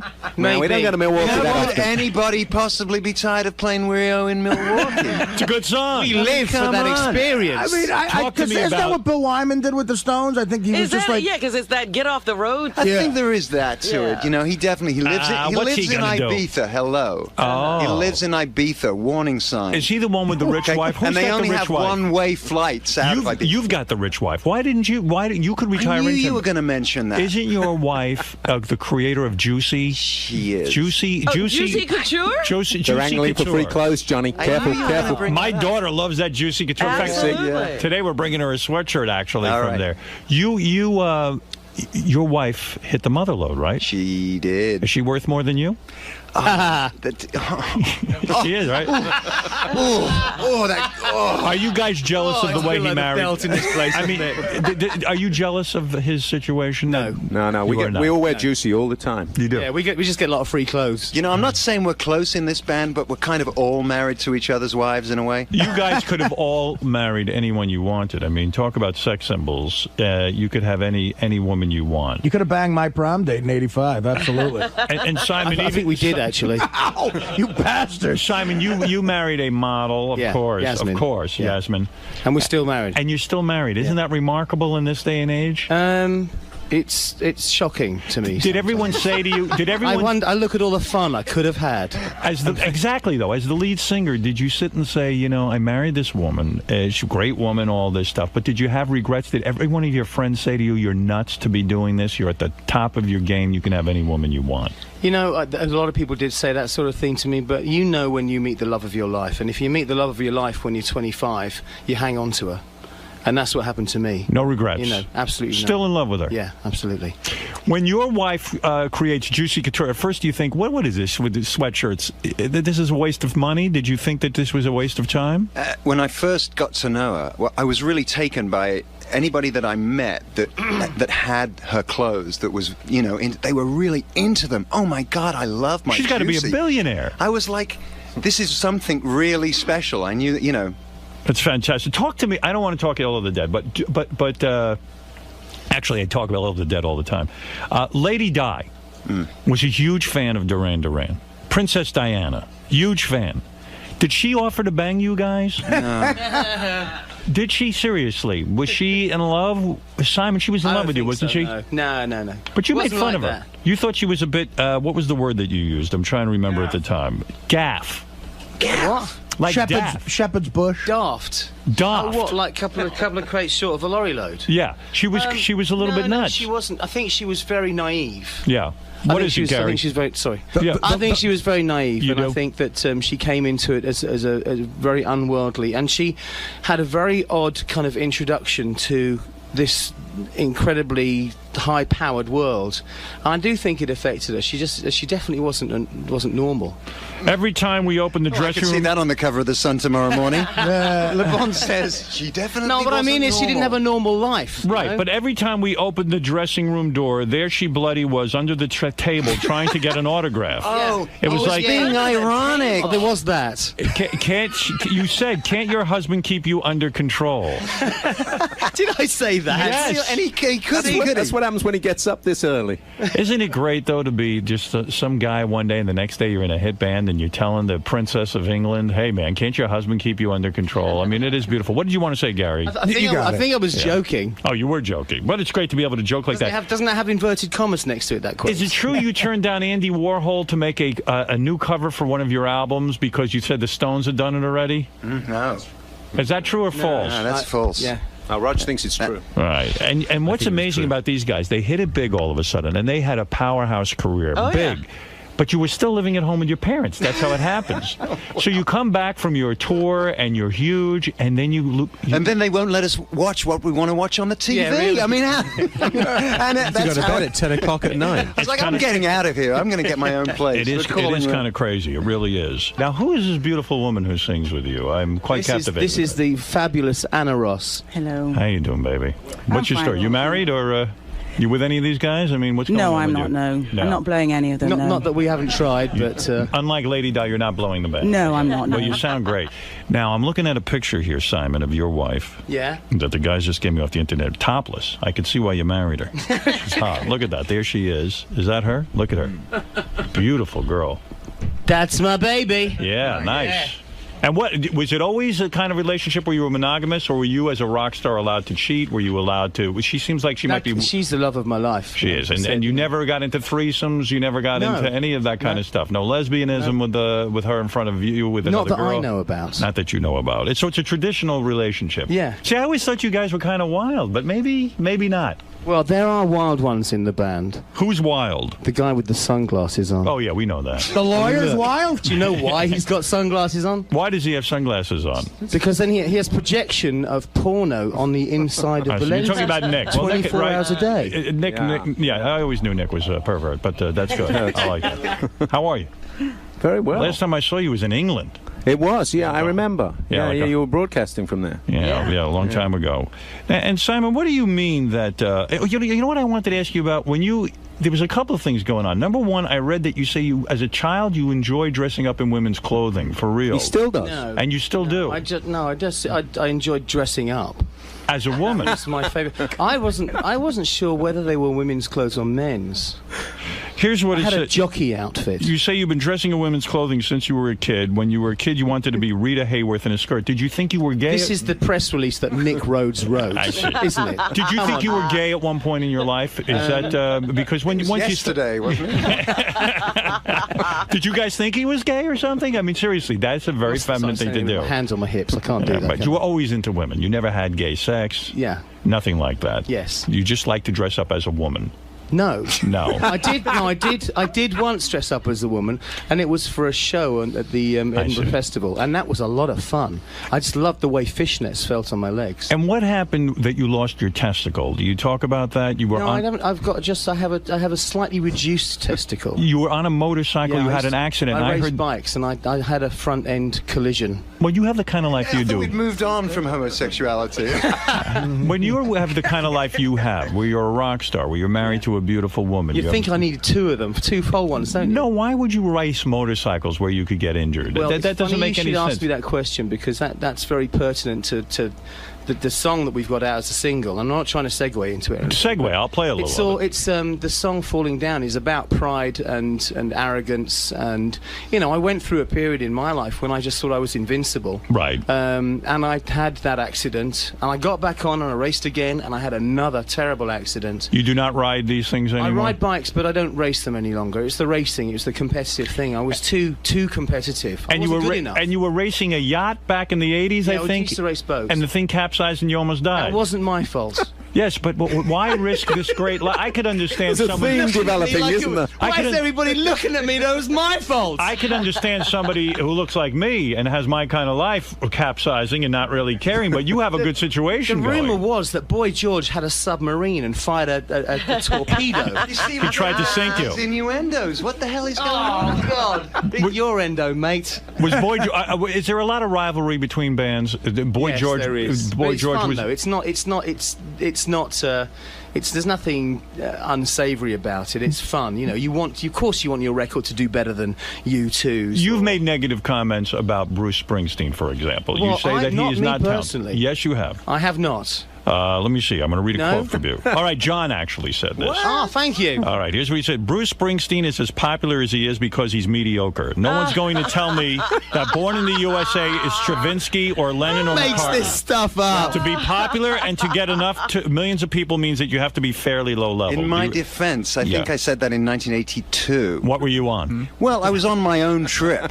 Right. I've come to respect Bruce a lot. That's amazing. You He's said actually that one of my favorite artists. You said now. that before Born in the USA came out. It was a review. No, it was a review. It was a review show that Born in the USA was on. In fact, is that what it is? And that's how I felt about it at the time because I was raised on the Clash and Bowie and a lot of really out there stuff. Right. And to me, it was pretty pedestrian at the time. But I've come to see it in a different light. All right. So you've changed the Great your American opinion. Songbook. I have. Right. All right. So you like Bruce Springsteen now? Yeah. Were you guys on a lot of drugs at that time? Was the band riddled with drugs? Was that We got as many drugs as we could possibly get our hands on. Is everyone off the drugs now? Is everyone clean pretty much? Pretty much. I haven't done a check this morning. The dog's not up yet. Nick, you still having some problems? I know. Anna's looking a little worse. Thanks. Unfortunately, I've got through a few tissues this morning. But did the band? Did you guys try heroin? Did you try coke? No. Did you try? No, nothing like that. Nothing hard. Well, we did maybe. Maybe you tried it. Do we have to be specific? Yes. Yeah. This is an interview. You have to. You have to. Do you answer. still have the numbers of any New York dealers? Yeah, we have our own problems here. So there are rivalries between bands. And you mentioned Boy George. At that time, would he sit and take knocks at Duran Duran and say you guys were horrible, and you would say he's horrible? You know what happened in that time was that the press were. We were young, and they kind of manipulated a situation where the rivalry became public. Right. And they would get people to kind of knock each other in the papers and things. And in our naivety, we were willing to disrespect other bands in the newspapers and things like that. It's something you don't do now. I don't have bad things to say about acts now. Right. Because I think it's just not elegant. It's undignified. You Do know? shows like American Idol annoy you? I mean, you guys had to come Well, I don't up- watch it. You so do not it watch doesn't annoy me. Does it bother you that these kids who basically had absolutely no career get on a reality show and then they have these huge careers? Hey, good luck to them. You know, I mean, it's not the kind of career I would want. No, you don't want that. Nick, you did a very smart thing in your life. I don't know if Did I? You're When not, was that? You're I don't not married remember. anymore, are you? But didn't you No. marry some kind of department store heiress? No, it was all media stuff. I wished, and then it wouldn't have cost me so much money when I got divorced. You know, Divorce kill you? I mean, it didn't kill monetarily. me. I'm still here. but You're I think still it- here. I mean, a lot of money did goes some- out the There was window. a little collateral damage. Did you sign prenuptial agreements? No, never. No, you never did that. Not in the early 1980s. I was only about 20 when I got married as well. How much money as a band do you think Duran Duran has generated? I'm talking between at least touring. 20 billion, I would say. No, come on. Between the albums, between the merchandising and everything else, it's a lot I of don't money. know. I right? never added it up. Yeah, we don't spend time counting the money that everybody else got out of the band. Yeah, but Simon, you're very smart. You didn't get divorced, and you've got your original income and all. And my of that. wife's income. That's right. So you've got a lot of money. there. Dinkies one. Poor Nick's over there. They're dividing them up like Yeah, carpenter ants. exactly. How many times have you been married? Well, how many? Only once. Only once. Yeah. Okay, all right. So you only got cleaned out once. That's okay. All right. All It's right. been- Listen. So you say the new album is out. Yeah. This is a big deal. November 13th. It's November 13th, and the new single is called "Falling Down." Yeah. And you say this is about arrogance. It's about pride coming before a fall. It's about how quickly your life can change, how suddenly you can go from being king of the world to heading for a big disaster. Is this It's about also- you and Sounds like a Duran? divorce it's, to it's me. very much it's very much about things that have happened to me, but it's for anybody. You know, everybody goes through these things in their lives, but more importantly, it's about being able to reach out for help and swallowing your pride enough to say, somebody please help me. Are you saying that when you were at the top of the music industry, on top of your game, that you could have been an asshole to some people, you could have been arrogant, you could have been maybe not treated people properly, and now you are humble, you have some humiliation in all of this? Yes. That's what this song is about. Where is the half a testicle you lost, by the way? When you are brought to it's the in hospital, a field in Wales somewhere. when you are brought to the hospital and they tell you lost a testicle, I mean, you've got to panic, right? I mean, it could be the end. Pardon? Yeah, I say when they bring you to the hospital and they say your testicle is gone. Yeah. You got to. That's got to be the most painful thing. They said I might lose one of them, and you never did. I You had never. a very good doctor, and I Good for you. and I drew a big arrow on one of my legs to show them if they had to remove one, which side the one they had to remove. Well, thank God you still have both. By the way, the new album is called Red Carpet Massacre. I don't know why it's called that. Why is it called Red Carpet Because Massacre? it's about modern life. It's about life in public and failure and success. It's about the kind of the world we're surrounded by. You know, on one hand you've got red carpet, on the other hand you've got massacre. Put them together, and what do you got? Did you guys fight during the making of this album? Was it We weird to always work? fight. You always fight during the making of albums. David, you're on the air in Phoenix. Go ahead. Hey, Howard. Thanks for taking my call. Love you to death. Hate the fact you're not on Fridays. It ruins my week. Anyway, first of all, Duran Duran, you guys are so awesome. I've loved you for years. You to a Kill, best James Bond song ever. Gotta tell you that. How does that come about? When you guys write a song for a James Bond film, they approach you and say, look, or you had already written the song. Well, hadn't you? that was a classic schmooze, actually. I mean, I met Cubby Broccoli at a post-Wimbledon party. He is the producer of all the James Bond films. Yes, absolutely. Right. And introduced myself to him, and actually sort of said in my, grandiose way, hey, when are you going to have a decent theme song again, Right. And he said, you want to do it? And it was literally like that, And the next day, I went down to the studios where they were filming. He introduced me to everybody. He got John Barry on the phone. John, I want you to talk to John Taylor. He's in Duran Duran, and I want you guys to work it out and make this work. So you wrote that song specifically for James Bond? Yeah. Oh, you did? Okay. Yeah. All right, let's go to Mark in Boston. Hey now. Hey now. Hey, wanted to see if there was any fucking going on the Girls on Film video. You guys are known. You always had the best-looking women in your videos. You were known for that. Would you have sex with it? Like girls on film? Did you guys have sex with any of them? No, but we would have liked done, to. The brunette in particular, the ice cube on the nipple, we were all. But why I think the management got there first. You guys make it seem like you're choir boys. I mean, I am sure a lot of sex He was went a choir on. boy. I was a choir boy. Yeah, but you behave like a choir boy. You had tremendous amounts of sex, didn't you, before you got married? Tremendous amount, and actually since I got married as well. My wife is rampant. Were there famous women in any of it? Nick, come on. In anybody's address book. Were there famous women in your past? Famous women? Yes, women that were very well known that you were able to Madame Bovary, Catherine the Great. Not that I recall. You never had Catherine the Great? Never. No. Everybody else did. I can't believe that you guys are telling me that your sex lives were so Yeah, lackluster. they sound like tell you life that. was boring. No. Come on. They say that John got Christy Turlington. Is that true? Oh, Christy Turlington. I did get her, in fact, for the cover of the Notorious album, yes. Did you make love to her? No, I vowed to her. That's a tepid no. Has anyone ever come up to you nowadays and said, look, I have to break the news to you, I'm your child. You guys banged so much when Duran back in the 80s. Did that happen, Simon? We came out of got out of a limousine once, and we were here in New York, and as we came out, a news crew came marching up the pavement with a video camera and grabbed hold of John and said, "John Taylor, this is the mother of your child. What do you have to say about it?" And there's this girl, this kind of girl who was sort of hanging on and being dragged around, and John kind of put his head down, and we went straight into the building, didn't we? And it really freaked us out. I mean, she'd constructed this elaborate sort of scam. I mean, her parents were even in on it. I mean, they supported the story that I went regularly to the house for Sunday lunch. What does that do to your home life? I mean, does your wife just flip out? It was a rough few days, that was. You know, because, you know, at the back of your mind, you're thinking, no, it's not, is it? Well, it's embarrassing, and also it can screw up your relationship because people start to believe that stuff. Yeah, it's not what you need. And then, of course, typical tabloids, English tabloids, they turned it, in the end, they turned it to, like, you know, this, like, crazy person attempts to scam the media with, but we're smarter than that. You are supporting this kid? No, all right. There is no kid. And Anna, I'm captivated with you. I got to tell you, baby, you're looking very, very good over there. Oh, why, thank you. What's your story? Under all this light? No boyfriend?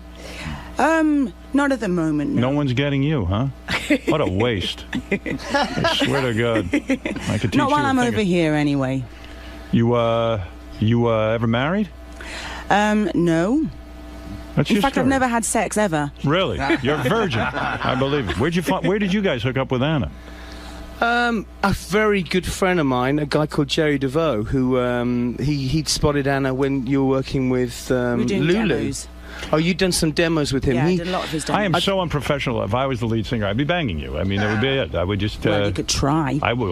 It would happen. Really? I think you know, Anna's met my wife, and she knows that you've got to be careful around she's Yasmin. a fighter, isn't she? What is She's the a dynamic fighter. in a band like this? Do you guys like see each other hang out socially, or it's just a complete disaster when you do that? It's strictly business. Well, Are we you do friends? when we're working together. We're we live out of each other's pockets. We go to clubs together. We go to bars, You do? restaurants. We hang out. We go to the movies. We went to see Elizabeth the other day. Yes.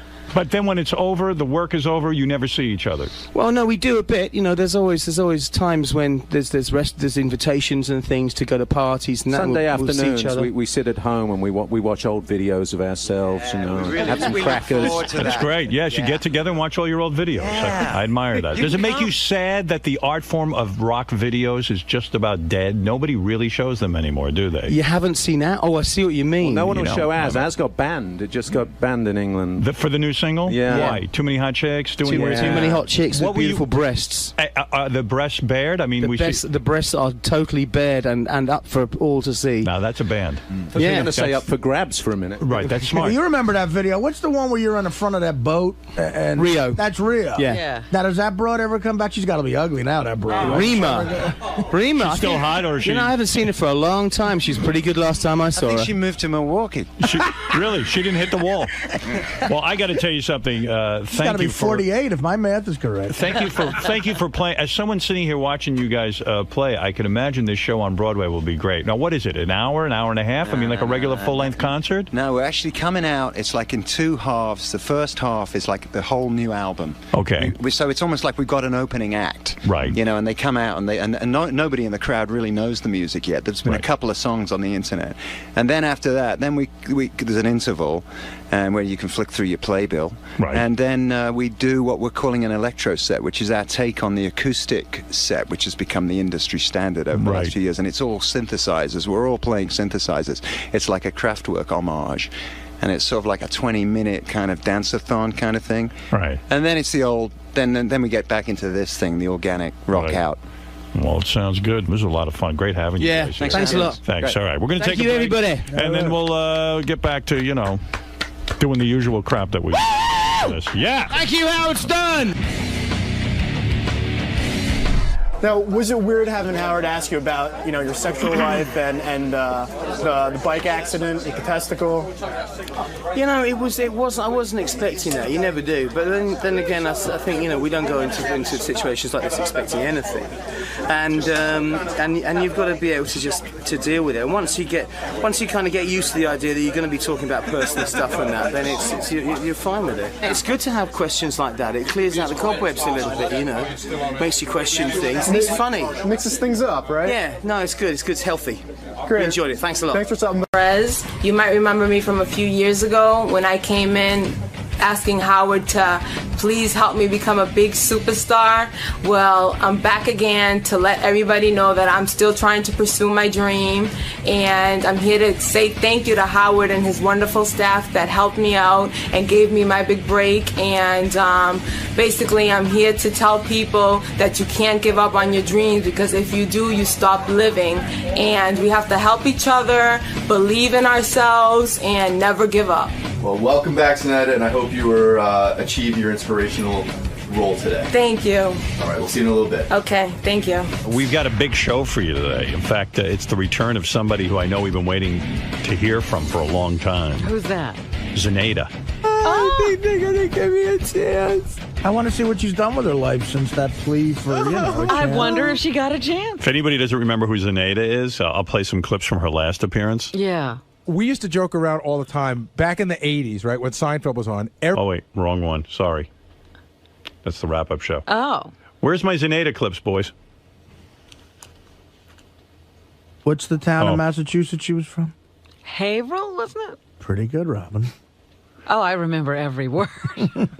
I can't find it now. It was right on this page. Gary preview page 2, no? They're Gary page 1 in white. I hate these pages. All right, here we go. Here's Zenaida, just in case you don't remember who she is. This is Zenaida.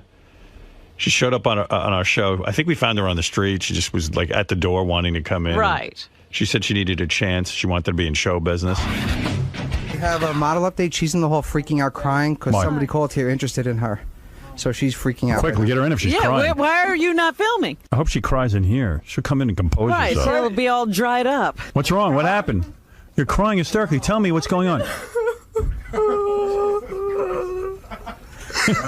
just can't believe this because this is my dream. All I wanted. Do you guys have to laugh? No, tell us what's going on, Stop please. that. Yes, we have to laugh. The guy who's with the camera, nice guy. He's very, very nice. Don't stop crying.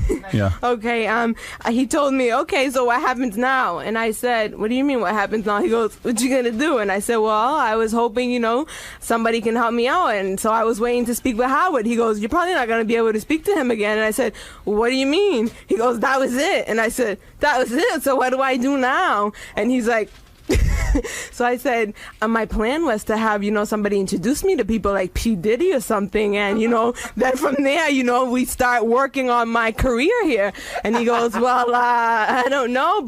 And I said, well, give me your business card. At least, I can call you tomorrow. And he's like, okay, here it is. And then I was leaving and I said, oh my God, what do I do now? I guess I got to think of a new plan. And then he ran out. I think it was him. And he said, somebody called you here. And it's, oh my God, Selah from Uptown Productions. I don't even know who this is, but That's Uptown Pizza. I think they're gonna give me a chance, and that's all I wanted. That's all I wanted my whole life, just a chance. And I don't care if you guys all think I'm crazy because I'm real, okay? I'm not gonna stay home in April, Massachusetts and hate my life. I'm gonna be real and make a fool out of myself and say, please, somebody in America, give me a chance, please. She wants to come in and thank us. Zanita feels that we started her in show business. Really? And we've only, yeah. Is she in show business? No, but at least we gave her a shot, and we haven't heard from her in 3 years, and she's one of our favorites who ever appeared on the show. I don't know that she could ever top her last appearance, but what the hell? It's always good to say hi. Here she is. Zanita. There she is. Oh, hey. She looks beautiful. Hi, Zanita. Hi, Zanita. Zanita. Yes. Did you put on weight since the last time I saw you? Yes, I did. You did. I got remember. very sick, and that's another reason why I had to put my career on hold. And you had asked me that if I lost 15 pounds, I would probably do much better. Yes. And I gained weight because I got sick. Yeah. You want to be an announcer? I mean, you want to be a movie actress, and you want to be a singer? And look at that face. She's so beautiful. Thank you. You are too, Robin. Oh, thank you. Did you get ammonia? What was your actually, illness? What was your illness? Actually, right now, I just came to thank you guys because you guys, that day that I arrived in New York, you guys were Howard and his wonderful staff opened the doors to me, let me come in. Yes. And you guys treated me like royalty I'm here. getting goosebumps as you say it. I really am. I really am. No, I want know you to how badly know. you want to. Are you still living in Haverhill, Massachusetts? Absolutely not. I've been in New York for 3 years now. Is that right? Yes. How So do you that's a manage good that? thing. How do you manage that? Well, I have a boyfriend here now. Oh, he pays for you. Are you still real, or did you get? No, I am. I'm very real. But because I got sick, I did. What was your illness? What was the illness? I got depressed, and. Are you on medication now? Are you on medication? Yes. Yeah, that's why Yes. you're acting too normal. I wish you would come in when you didn't have your medication. Oh, I don't think she needs to be without that medication. Oh, I liked it better without the medication. Oh, Yes. you're medicated. But you know what? What I went through in these 3 years has made me a stronger person. Yes. So I am now ready to pursue the career again. I resurrected. Now, are you going to lose the weight? Because Yes. in show business, you got to look hot. Yes, You know yes. that. Sometimes isn't it the medication that makes you? Yes, it's the medication. But What did you go through for the last 3 years? Oh you my say you God. struggled. Now, I've struggled. I mean, do you know what it's like to move from your hometown? Haverhill, Massachusetts. Haverhill, Massachusetts. Hello to anybody listening from Haverhill, Massachusetts. I love you all. And you came on the show in September 2004. You walked in off the street and you begged us to help you make it in show business, Yes. which we responded to. After you left our studio, I understand some people did call you. You were contacted by many people in show business. Yes. Unfortunately, they milked you for $7,000. yes. Yes. They're fraudulent people who claim that they can help you out. How did that happen? What happened? Well, I was vulnerable. I honestly thought I'm in this big city and everybody here is, big. What were some of the opportunities they offered you, and then how did they get money from you? Everything. Demos, photos, you name it. So when you were contacted, they'd say, hey, why don't you come in and make a demo, and then they'd present you with a bill for studio time? Everything was money, money, money. And Right. I was very naive. So Where did you get basically, the $7,000 to pay that was them? my life saving. You got to understand, this is my dream. Ever since I was 12 years old, I knew that I was going to be in show business. A superstar. Yes, and Yes. to anybody in the town that I'm from and anybody who I meet, that's like another world. It's like I can't even tell them because they look at me like, what's wrong with you? You think you're going to be a star? Who do you think you are?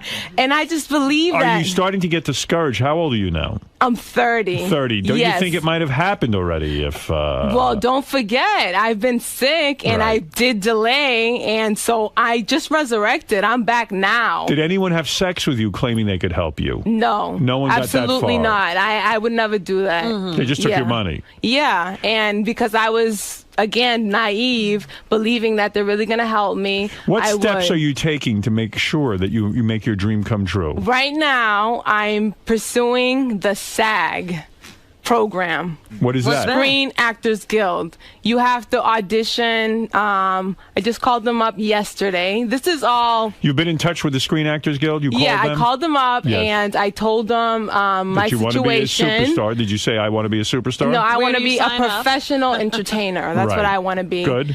Because I want to help other people pursue their dreams by having them believe through me. Say, wow, if Zenaida did it, I could do it.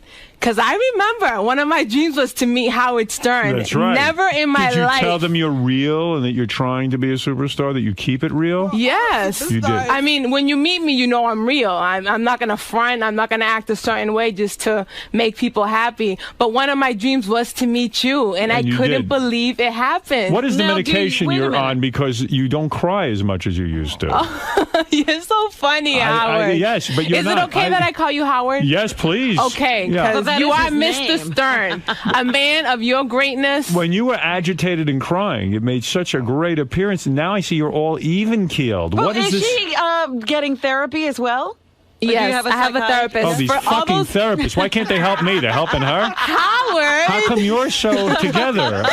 This is a complete change. What medication do they have you on?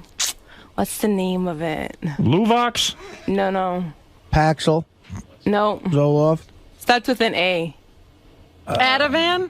Ativan? I don't know. Ativan. Aspirin? That's the good shit. God, I see it every day, and I can't remember. I mean, the every name day right you now. take a pill, and you yes, don't know at the name of it? nighttime. I take it at nighttime. You take it at yes. night, and it helps me out. It sure does. Yes, but you know why I was crying, Howard? Because I couldn't believe I was in your presence. No, you were crying because I was crying because I couldn't believe I was in your presence. Are you still singing?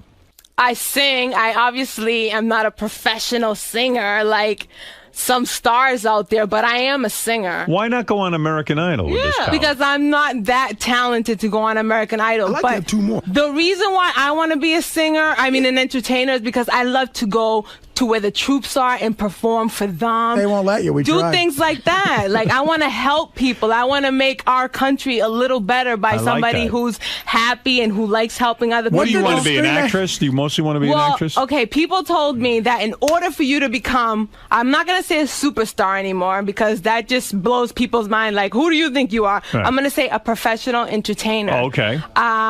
What was I saying? Acting. Acting. So they told me in order for you to get there, you have to be a model, a supermodel. Right. So how else was I going to do it but to go to the top agencies? But no, then I wasn't too thin enough. I was too old. I was too fat. Do you want to act with me? Do you want to show off some of your acting skills? Yeah. Do you know You got a scene? Do you know the scene from Fame, Coco, where at the end of the scene it calls for quite a bit of acting on your part? No, I've never heard of this. You never saw the movie Fame? I'll explain it to you. No. You very badly want to be a superstar. Okay. Okay, this is a legitimate movie that came out years ago. Okay. And in the film, Coco wants to be a famous person just like yourself. Okay. I thought that's why you'd relate to this scene. Okay. Famous to help people. Right. She comes in and she shows up for an audition, and it's one guy with a camera, and all he wants to do is get her clothes off. That's what he's up to. Okay, so I have to act surprised because I know what he's trying to do. She breaks down and cries when she realizes that, oh my God, all he wants me to do is be naked, and she can't believe she gets naked for him. Oh, she does. And it She was played really by, wants to be a star. You can relate to this. It was played by the great. We can relate to it, It was right? played by the great Irene Cara, who recorded the song "Fame." I Want to Live Forever. Oh, I love that song. Yes. Do you want to play the original clip or just let her read it herself? Do you want to hear the original before you act? No. Let me do it first and then. You don't want to be influenced by her. Right. No, I don't want to copy her. I want to So do you my are own. standing there, you think you're auditioning for this big movie role, and this guy says he needs to see your breasts, essentially, so you get very upset. Are you ready, Coco? Yes. Okay, Coco, bonjour. I'm glad you made it in. Come on into my studio right now. Am I early? Don't be silly. Let me take your coat. Do you want a beer? No, thanks. I'm okay. All right, come here. That's it. All right, now I want you to sit right here. We're going to do a beautiful close-up of you. That's beautiful. Très jolie, Coco. What a face. I get nervous at first with cold readings, but then I'm all right. Oh, Coco. You don't even know what you're doing to my lens. God. All right, Coco, could you take your top off, please? What? Take your blouse off right now. Are you kidding? No, I'm not kidding. What's the matter? You're acting like a dumb kid. I thought you were a professional. That's what you told me. I am. Well, then take off your shirt. What's the problem? I can't. You can take your shirt off. Take it off. Coco starts crying. I can't. I can't do this. I can't. As you're crying. I can't. Please don't make me do this. Oh, that's better. That's better. Lovely. Yes. Yes. Yes, Coco. All right, listen to me. You didn't emote. Wow. She really breaks down. You didn't break while down. She's undressing. It was good till then, though. You were yeah, good. you were good up until then. I was incredible. Well, usually people get these and they get to rehearse it for a few minutes. No, rehearse. I didn't have a minute to rehearse. I didn't even know what I was But you're reading. a professional. You did your own movie for That's crying right. out loud. I was brilliant, Robin. And that's one of my favorite movies, by the way. It gives me Private hope. Parts? You Yes. didn't even remove your top during the scene. Absolutely not. I don't Oh. think you have to remove your top to be in the business. Yeah, well, so let me keep tell you your something. shirts on, girls. Keep your shirts on. Bad advice. What is the dance you prepared for us today? Oh, there's a dance. Oh, did you have the Sade? Sade? Yeah, Sade. Which song do you like of Sade? The song Smooth that... Operator? No. A Kiss of Life. Oh, that's a Fred, good one. do you have a Kiss of Life? I'll take a look. He'll get it out of the Sade system. is great It's heroin not music. really a dance, but it's something I wanted to do for Howard. Since he Thank gave you. me a chance, something to let him know that day that you opened the doors for me. I would This be is how honored. I feel. I would be honored to see it. So it's not really a dance. Okay. It's an interpretive. Yeah. Fred, if you will. We've got it, my friend. Be careful, you got headphones on. Don't forget. A little louder. A little bit louder. Okay, here you go. Sade. Oh, you're moving good, I got to say. Thank you. You're not bad. Yeah, I like dancing. Fred, hold me.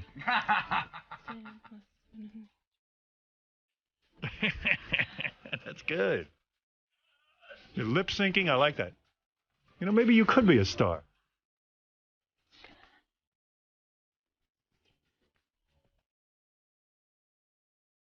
Nothing like dancing on the radio. Wait till they see this on Howard TV, though. Look at you, babe. All right, let me ask you something. You're not doing too bad here. Did you practice this in front of the mirror? Yes, for you. Fantastic. I said I gotta do this for Howard. Thank you. It's the least I could do for a man who opened the doors for me without even knowing Well, let me me. say something, Robin. I'm going to sum up this appearance. I like the Zanita who is not on medication. Thank you. I like the Zanita who is really cries really real. and keeps it real. With a little bit of weight. I mean, modern day psychiatry and medication shows ruining you people. it's ruining people for my show. Please, You're very stable. It goes to show you just because you're on medication doesn't mean you're crazy. For those people out there who are on medication, it's okay. Yes. It's okay, right. Yes. Now, that being yes, said, yes. That Well, being then- said, do not, under any circumstances, stop taking the medication. Unless you're won't. coming to do this show again and stop for like 3 or 4 days. But under Because- supervision. I can't have you coming up so normal. You understand what I'm saying? Well, her interpretive dance, I thought, was Yeah, lovely. it's amazing. Thank you. Hey, But the we're reason good. why I came was just to say thank you and let you guys know that I adore you all. Zanita, I adore you. Well, we want to Thank you. continue to follow your career. Thank you. You're relaunching today. Thank you. I resurrected today. You know what, That's Howard? right. I wanted to ask her, when you called Screen Actors Guild, what did they tell you? When They you said- told me that I have to audition for their particular productions. Right. If I make 3 of the auditions, I then have to go through their program for a fee. Right. So They're a that's where union. I'm at right now. They're the union, you know that. Yes. Yeah, so you should get in that. Yes. Oh, good, all right. Yes. All you got to do is get 3 roles Right. on Screen Actor Guild approved projects, Right. and you will be a part of the Screen Actors Guild. Yeah, and the fee. And the fee, and then you're gonna have to pay them because it's Yes. part of being in the union. Yes. They're one thing that's not bullshit, though. You should know that. Paying them is right, though, because you'll Yes. get in the union. Yeah, the Yes. $7,000 you shelled out for other things That is was- not right. Yeah. Yeah, I'll give you some advice. When someone says to you it's going to cost you money to become a superstar, it's probably not right. Yeah. Just my opinion. Howard TV wants you to sing Star Spangled Banner. We don't have time for that now, guys. I'm No, so sorry. I'll have to come back and do it another day. You'll do it another day. Thank you. Zanita, I wish you luck. It's Keep us. Zenaida. No, it isn't. I'm changing it to Zanita. Oh, is it? Yes, I feel that's more of a star quality. Oh, name. I'm sorry, Howard. I brought you a little gift. I forgot to give it to you. Thank you, baby. That's right. And you want to open it till you're alone in your private own time. Censored. Thank you. Oh, yeah. Let me see what that is. Thank you, Zenaida. You're welcome. I appreciate it. And I got something for Robin and the rest of the gang. Thank you. You're very sweet. And lose You're some of that welcome. weight. I want to see you make it, honey. Yeah, you're a beautiful All right. girl. You need to. That is thin Zenaida, down. everyone. Thank you very much, everybody. Have a great day. And And Will- support the troops. Support the troops. That's Yes. right. Will, it would be nice if you help Zenaida now. You ready? There Yes. you go. Thank you, Zenaida. Zenaida's so normal now. I know. You're just so disappointed, aren't you? I really am. I like crazy Zenaida. She Yeah, was she great. got it. And as you said, you never know with these appearances. Yeah. She could probably never top the first one. Although normal Zenaida is a lot like crazy anyone, though.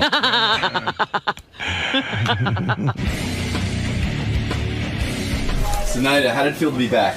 I loved it. I loved it, and again, it wasn't a surprise. They treated me like royalty again. They Thank really you, did. Howard, and thank you, everybody from the Howard Stern Show. Now, why do you really think that you guys hit it off so much every time? Because I'm real. Because you're real? Yes. So the reality of it all, that you're a person seeking a dream. and- Yes, I'm a real person with problems, with issues, and I'm trying to make it, and I won't give up till I make it. Well, I appreciate your desire, and also, it seems that Howard liked you better when you weren't as even keeled as he said. How do you feel about that? Do you... It's the truth. This is who I am, so. Right, but he seemed to like you better before, though. Oh, because that it was phase. more like a character, maybe. Right. So that's probably why, but I'm a great person then, and I was a great person then, and I'm a great person now, so. Well, where to from here, tonight? I'm gonna try the SAG, Screen Actors Guild, and see where that takes me. But that's definitely an ethical program, and I believe that that's my start right there. And if you'd like, give one message to all the aspiring actors and musicians out there. Keep it real and don't ever give up. And remember, there's people who are always willing to help you out. So, good luck. Nice to see you again, Zenaida. Doing me a quick favor, do you mind just standing right by the monitor? Okay, of course. We usually have all our guests just sort of introduce themselves and Right. set up what they're doing down here today. So if you want to Right just here? yeah, and just hi, I'm Crazy Alice. This is my first, No, Crazy Alice. No Crazy Alice. Could you just say that they sometimes refer to let me me as- finish. Let me Okay. finish. I don't know why they call me crazy, because I'm an angry person. I have some disability. I admit that. Just because I have a disability, that don't make that I'm crazy. I'm just angry. That's it. I hear you. Yeah. Could you maybe mention that Howard often refers to as Crazy Alice, even though? Well, I'm gonna convert him as a gay Howard. Okay. Yeah. We'll see Okay. how he like that. Okay. So whenever you're ready, just sort of introduce yourself and sort of set up, that you're here finally after many years. What you want me to say? Just introduce, hi, I'm Alice. Sometimes Howard calls me Crazy Alice, but Okay. and then just sort of set up that you haven't been here in a while and you're back here. Fuck that crazy. Okay. Hi, this is Alice. I come to the show after 7 years of absence to see how Gay Howard and the rest of the game is doing. I love you, Fred. So you're excited to be here. It's been a long time. No, I'm not excited. I'm not starstruck. I just want to visit the people that treated me good. Because if it wasn't for Gay Howard Stern, I wouldn't be where I'm at today. I wasn't able to afford these beautiful clothes and stuff. So you're happy to see everyone, is what I'm saying. Well, I'm glad to see everyone. Now I know Fred's your favorite. You've had your trials and tribulations with Artie, but are things okay? On the show. Right. But in real life, I think he's a good guy. Now, if Artie gets out of line on the show, though, are you going to set him straight like you normally do? This gonna set him straight. I'm gonna smack him on his booty. Yeah. All right. Good luck in there today, Alice. Thank you, brother. All right. You take care. You too. Thanks. See you soon after the show. Excellent. Okay, take care, bro. You sweet, good-looking ass. Get away from me. Let's say hi to Crazy Alice. Her last appearance, if you can believe it, was in the year 2000. Yeah, I was not on the show as a regular, no. 7 years ago, I saw Alice. Oh, look how beautiful. She looks beautiful. Have you ever seen her, Artie? On tape, yeah. On tape, yeah. CA. She's in saying hello to her beloved Fred. She likes Fred. She looks like her. good. Hi, Alice. She's really nice. How are you? Hi, Artie. Hey, there she is. She looks good. She You got looks good. the old-fashioned vinyl Springsteen out. Right. Alice. I will hug you, but you're too far. All right. How are you, Alice? Take a How seat. you doing? Relax. Hi, How baby. you doing? How you doing? Okay. Good seeing you, honey. Okay. You look good. You look like you lost weight, maybe. I have. You look. I really have. I used to be out to here. You was right. I was. Yeah.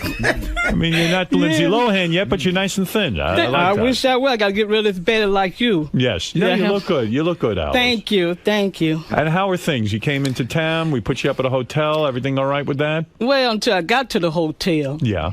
I'm thinking to spit this out. I'm sorry. What do you got in there, baby? Here. Spit it on Benji. Spit it on Artie. It's Spit it okay. in on Artie.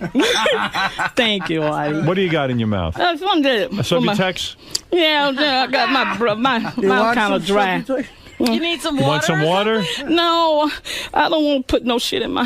How you doing? Hi, I'm fine. You so pretty. Well, thank you. You look beautiful. Oh, you kidding? No, you look great. I look like a run-down truck. Oh, stop it. Yeah, okay. Alice, you came to Manhattan when? When did you get here? Yes, let's see. Yesterday?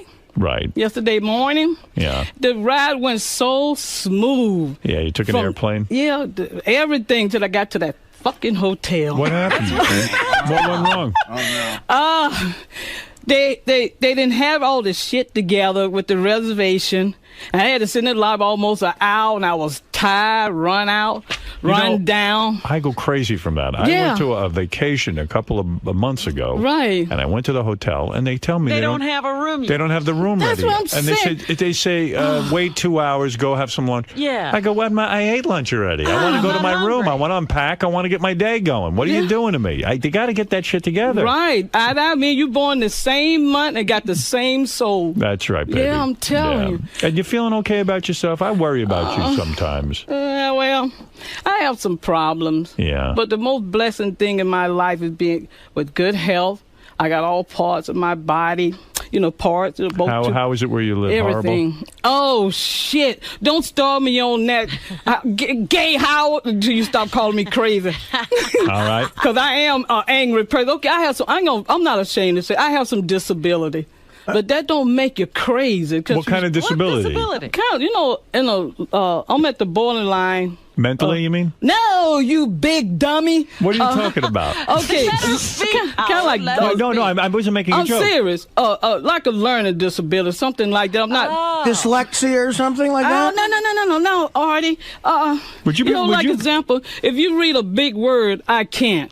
Oh, that kind of stuff. Would you prefer to be angry? You know what? Would you prefer to be angry, Alice? Yeah, let me tell you something about this fucking wall.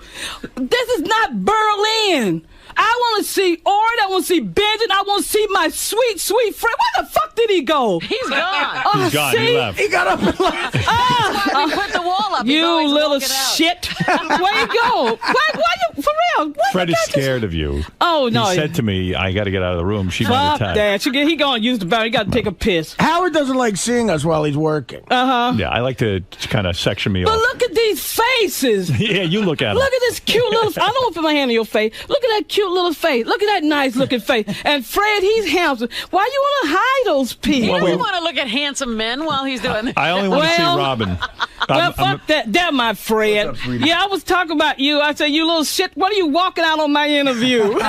No, I had to go squirt. I want to make sure I could pay attention. I told you had to go and piss. Yeah. Alice, focus for a second here. I want to ask you about your life. A lot of fans love you, and we don't get an opportunity to talk to you face to face. You had a rough childhood. I swear to fucking Christ. You are a light-skinned black woman, though. Light-skinned Italian black woman. She's half Italian. Yeah. Look at this nose. You're half Italian. That's what I'm saying. You're not half. That's what I'm saying. No, you're not half Italian. Well, fuck you. Fuck you. Fuck you. Your parents are black. You're not half Jew either. Fair enough. You 100% Jew. There you go. Nah. You figured it out. Right. Listen to me. Both my parents are black. You're not learning disabled. You figured it out in 2 seconds. Okay. Right. Both my parents are black. My mother's Cherokee and black. My father's black and Italian. Don't a lot of black people say they're Indian to try to... No, I'm just telling the truth. I'm just telling the truth. I got a little Cherokee in me, too. I'm mixed with a lot of shit. That's why my skin is like this. Were your parents bad to you? Well, my mother was a drunk.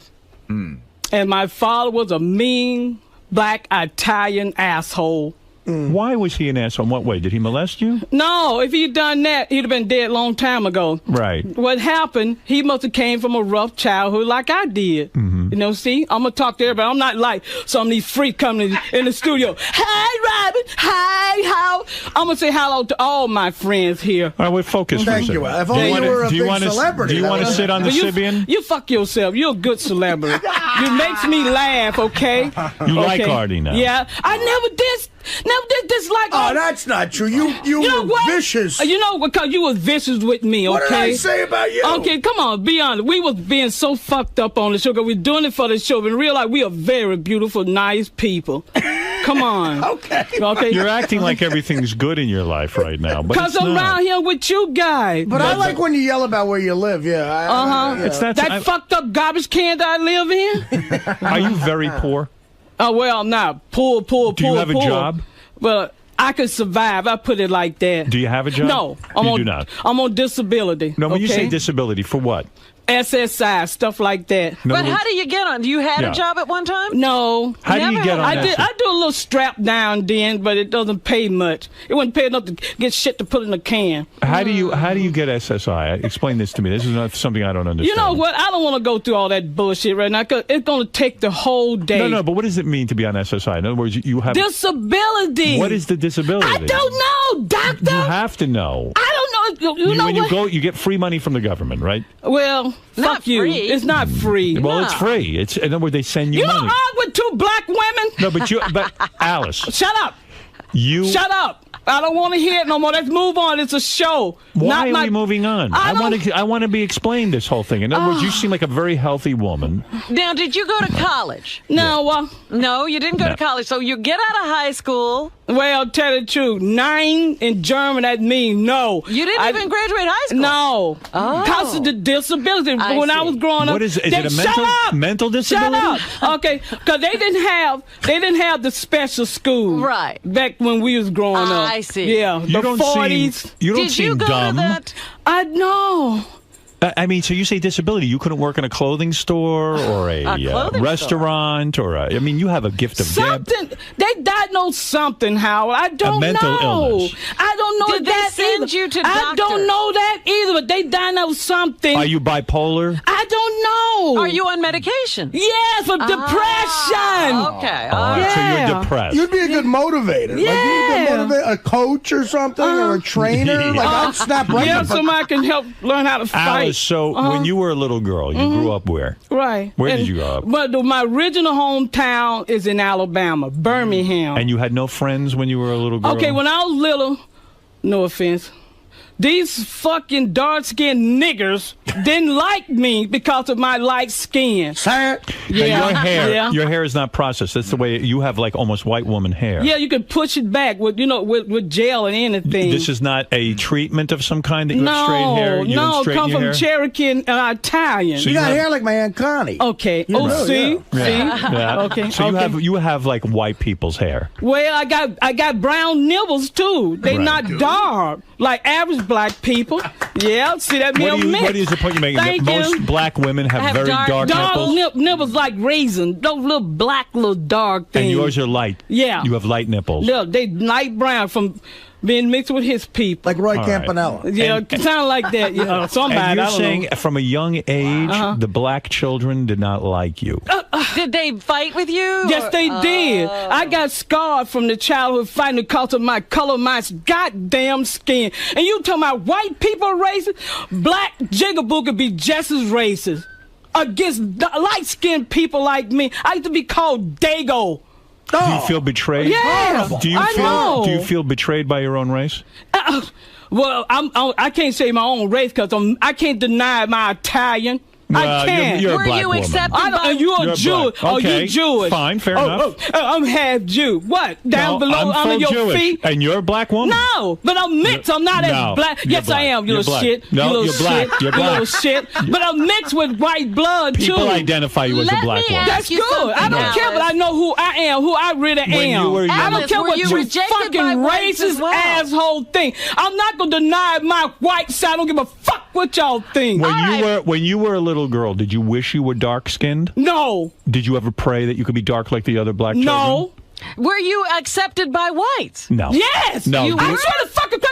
You don't tell me. Italians don't consider you. I know how I grew up. Italians. I know how I grew up. No. I don't give a damn what Italians don't consider you Italian. I don't care what the stereotype fucking Alice, people think. I don't care what stereotype motherfucking people think. I don't care. I'm like, Artie, fuck you. No.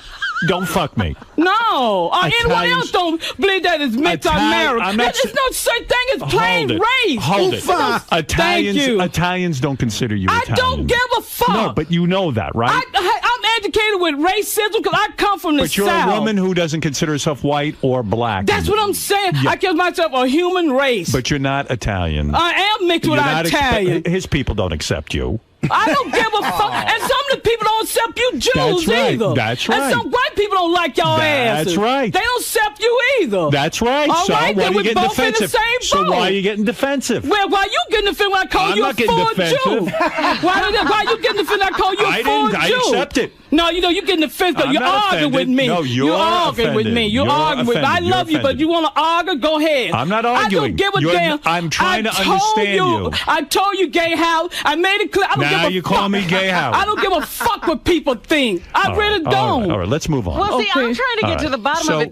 Did you have white friends? She had no friends. No friends at all. See, this bitch don't know what he's talking about. Did you have friends? I had more white friends than I did black friends. I fight with Where are your white friends kids now? of my neighbor.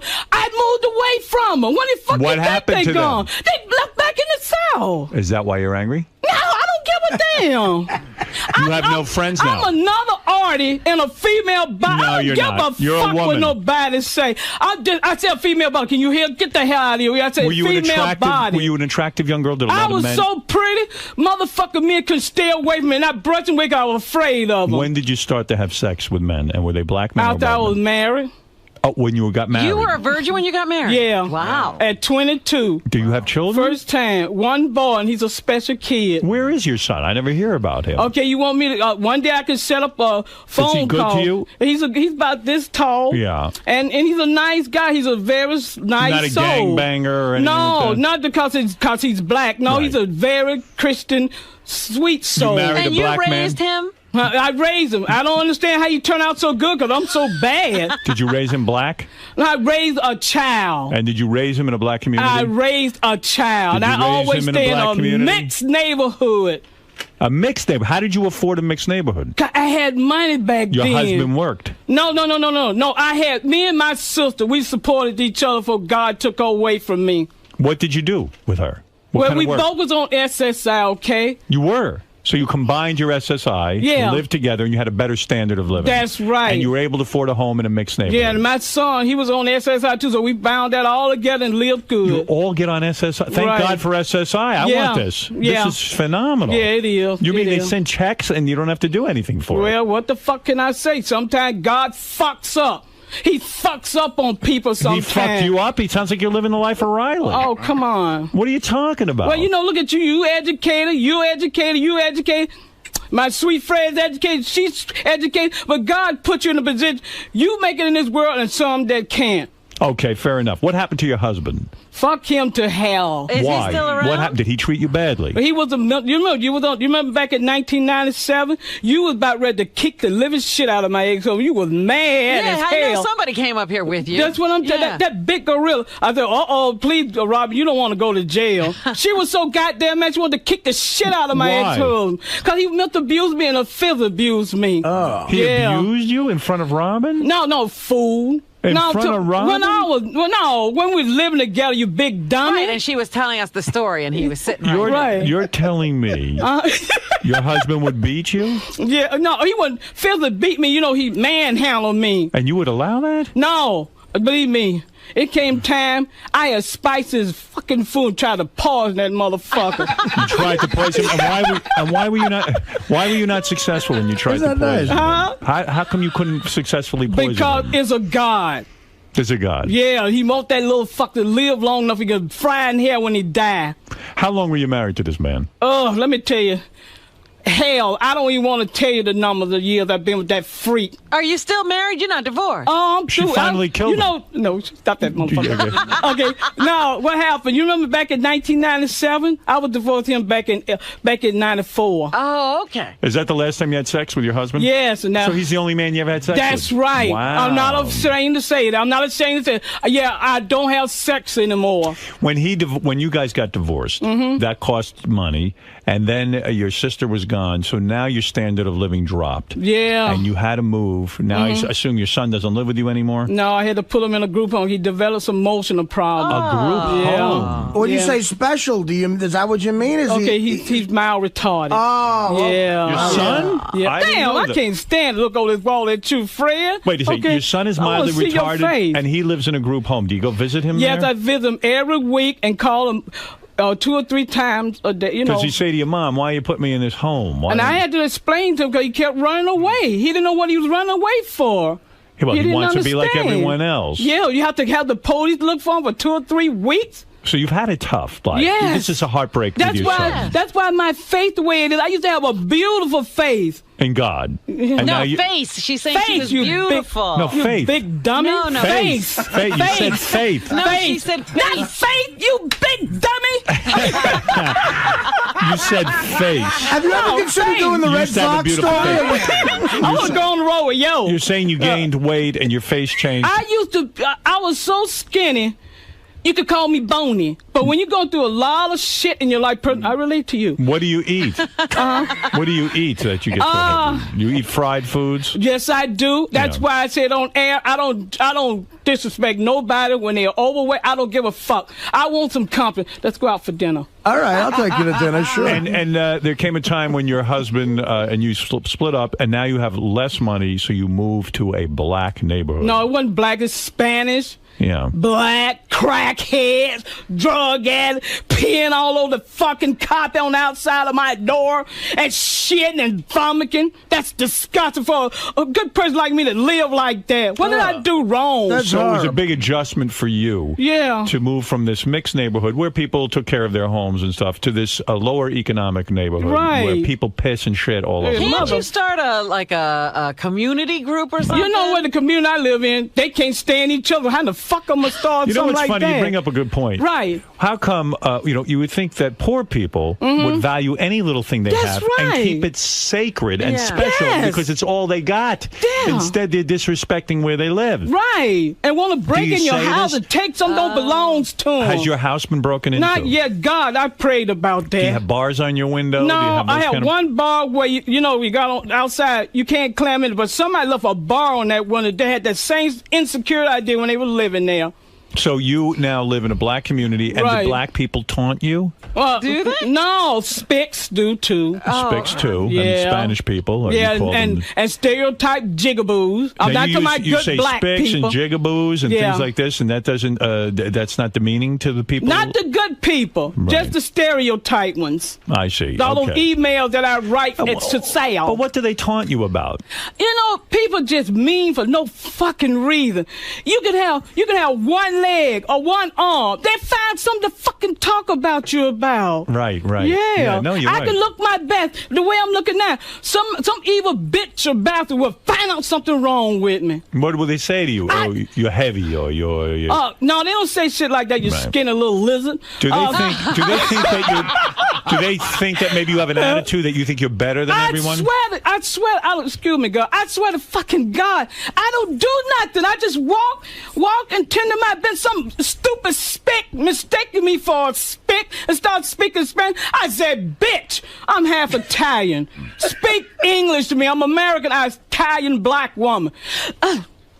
And they get that's what it is. Yeah. Do they ever get jealous because you're on the show, maybe? They don't know me. They don't know anything about you. It's just evil out there. Come on, kids. It's just evil. All right, let's say hi to some people. Okay. Alice is here. I want to know. Well, Alice, now you've lost some weight. Are you dating? No, I don't want to go through that. You're shit. into women, right? I'm glad you brought that. Thank you. I'm glad you brought that. You want to date Jimmy Florentine? No, I don't want that. Oh no. You don't want him? Okay, let me make that clear. Let me make this record straight. Yeah. Okay, I'm not gay. Right. I I'm not even attracted to women that way. I was just talking over my head. Right. If a woman come on to me, I swear she's gonna get this. What is that? I'm a bust in the lip if she try to touch me sexual. Right. I'm not into women. I have to be straight with you. I don't like women that way. When you were a young girl, did men do things to you that were inappropriate? No, but little black boys used to throw rocks at me. I don't know why, because I didn't want them. It's almost like you were Frankenstein. I mean, people throwing rocks at you and ridiculing you. Female Frankenstein. Yeah, it's terrible. Yeah. Why? I tell them like you. Me and you, I swear, I heard we always talking about black people, white people fucking with you. Most of black people and spicks mess with me. All right, fair enough, Okay. fair enough. All right, fair enough. You're absolutely right. Okay. All right. But you don't want to be bothered with men anymore. No. Dan, you're on the air. Let's say hi to Dan. Oh, here we go, Springfield, these cocksuckers. Hi, guys. Hi. Hi, Fred. Yeah, hi.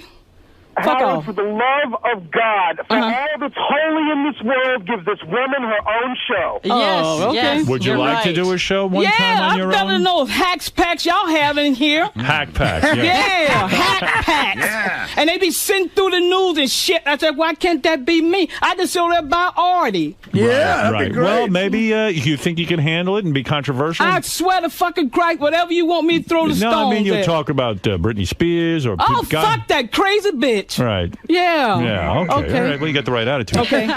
Sonny, you're on the air. Listen, Howard, get this. Shut up, you fucking cocksucker. Your mama's a bitch and you one. I bet you suck dicks, don't you, faggot? Don't you? You Well, let's hear what he has and to say. I don't give a damn what that cunt Well, think. wait, let's see You what he- remember what I told you? I don't give a fuck what people Yeah, but think. I want to hear what he has to say. I don't Then give you a can fuck about respond. that animal. If you're going to host a show, you got to hear what they have to say. Oh, okay. The bitch gonna mistake me for a bitch. Go ahead, cunt. Sonny, are you? Go ahead, cunt.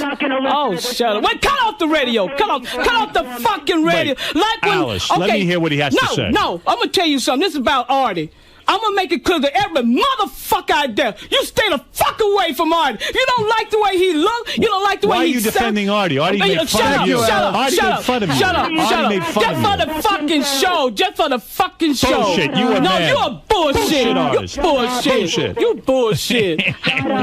Shut up, cocksucker. But like I was saying, those who don't want to listen to Artie, look at us, and stay the fuck away from his way. Say it. There you go. Fuck you, cocksucker. All right, let me hear what Sonny has to Get say. lost, you burn in hell. You fucking cocksucker. Your mama's crazy, so you cunt. You suck dick, don't you, faggot? All right, Sonny. Faggot. She won't let me. Do you want? Burn in hell with Satan, faggot. Cause that's where you're going away, you cocksucker. All right. You All right. short dick cunt. Let's say hi to Debbie. Nice, man. That's good. But you got to let people talk. You know what? Fuck people. All right, Debbie, you're on the air. Hi, 143 Alice. Oh. I love but, no, but I'm not. I don't mean it like that. I don't want her to hit me or anything. 'Cause I just love her. She's my favorite caller. But I think she might have Tourette syndrome. Why do you What say the fuck that? is that, you dummy? She doesn't. She doesn't have that. Right there. Tourette's is where you yell out obscenities for no reason. She doesn't Oh, do no, it. I'm not out of control like that, you No. big dummy. No. She doesn't have Tourette's. She wants to No. yell. In other words, Yeah. she's happy. intentional. She That's knows what it. she's doing. All right, let's say hi to- myself. let's take some real questions for Okay. Alice. Bobo, you're on the air. How you doing? How you doing? Hey, Alice.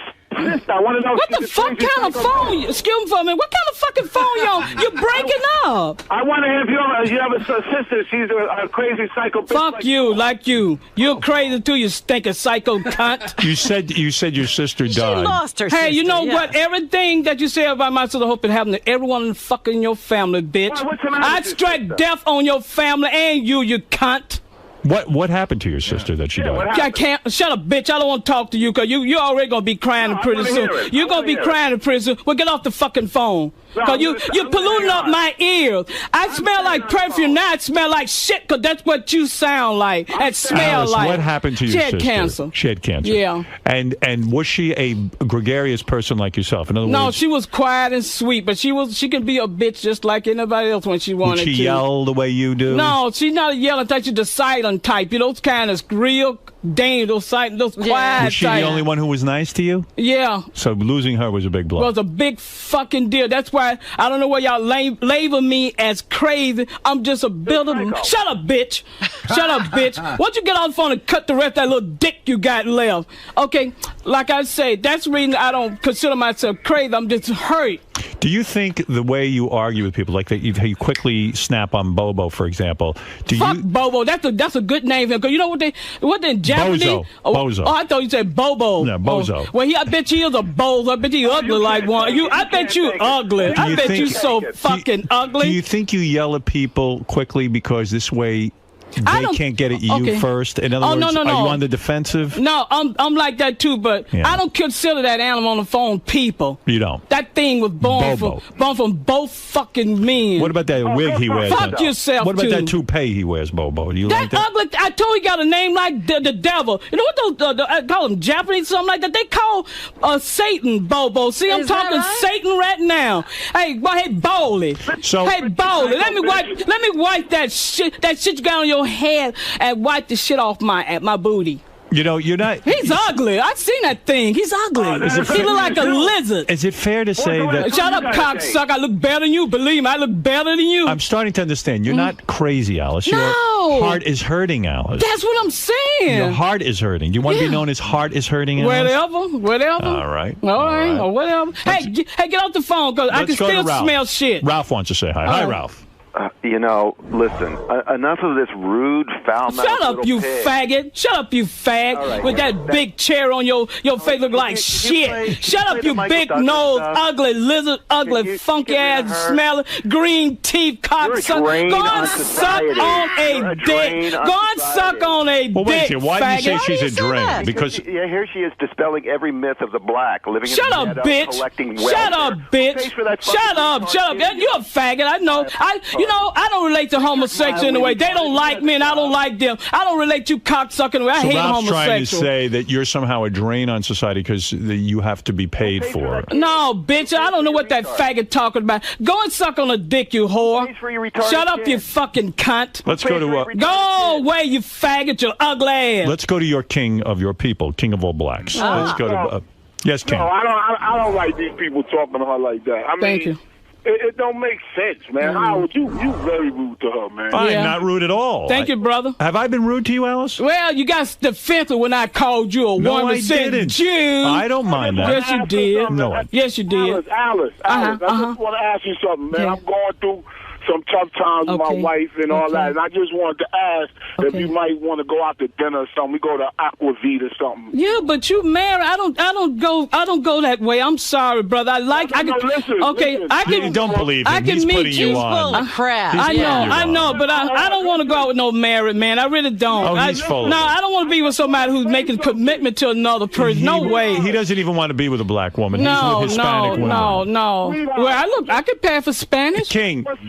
Yeah, I'm sorry, King All Black. I can't do it. Let me hear what he has to say. I'm sorry. What is it, King? Baby, please. I just want to take you out. That's all. We ain't got All right, King. I don't think he's sincere. Alice, he'll stay right in Jersey. Alice, let me say something. You are terrific on the show. Yeah. I want to thank you for coming in to see us. Mm-hmm. Maybe one day you ought to come on Howard 101. And do a show, yeah. Okay, I will. I will. Probably hook you up from where you live, even. That's you know what I I'm mean? saying. Because I hear the shit on there. You got these hacks pack. I want to know what the fuck you talk hack packs. Who is it you don't like on the I don't say don't say I don't like. You like Elephant Boy, don't you? I love that kid. Yeah.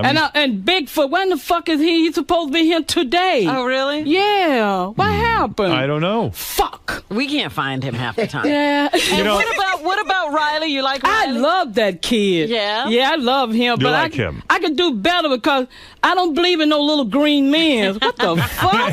Oh, there he is. Oh, there's a green man. He's walking around. Oh, it's too much. Oh, look at all the phone calls. Marianne from Brooklyn, what do you want? How you doing, child?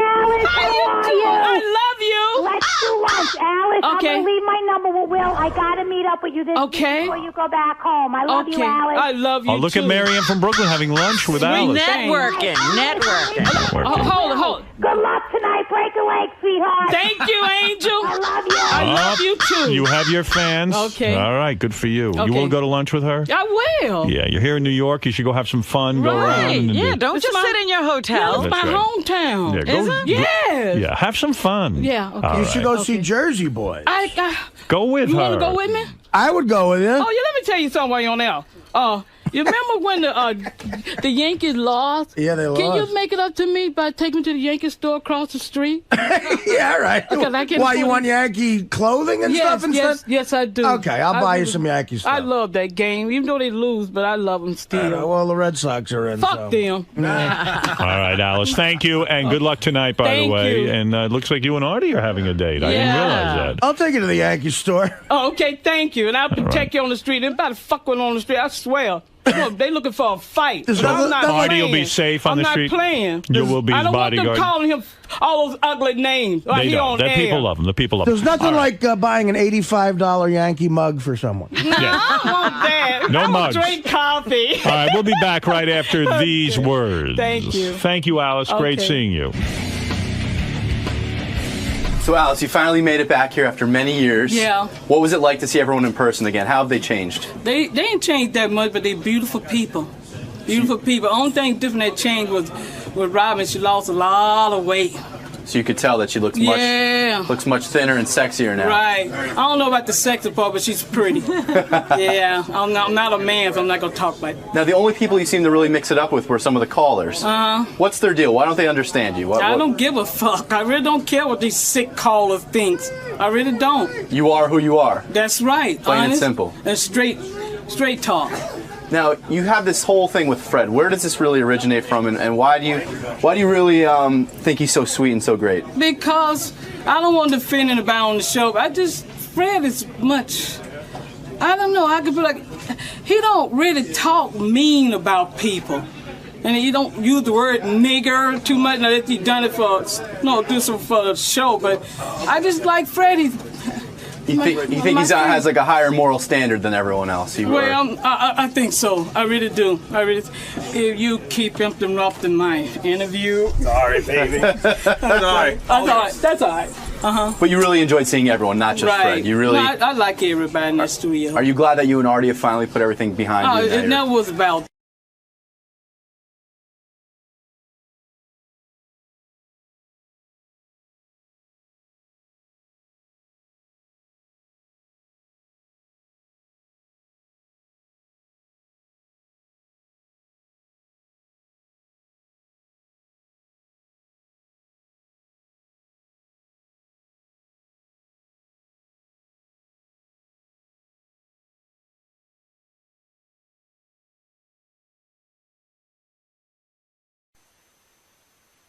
I'm Count Cockula, and I want to suck your cock blood! Welcome to the Howard TV Halloween special. Tonight, you will see some of the most terrifying Halloween activities ever! Like a black midget who's terrified of non-existent ghosts. A pair of costume-clad homos roaming the streets of New York City. And Gary the retard attempting to carve a pumpkin! Let's join 4 of the Stern Show's finest gentlemen at a haunted penitentiary in Philadelphia.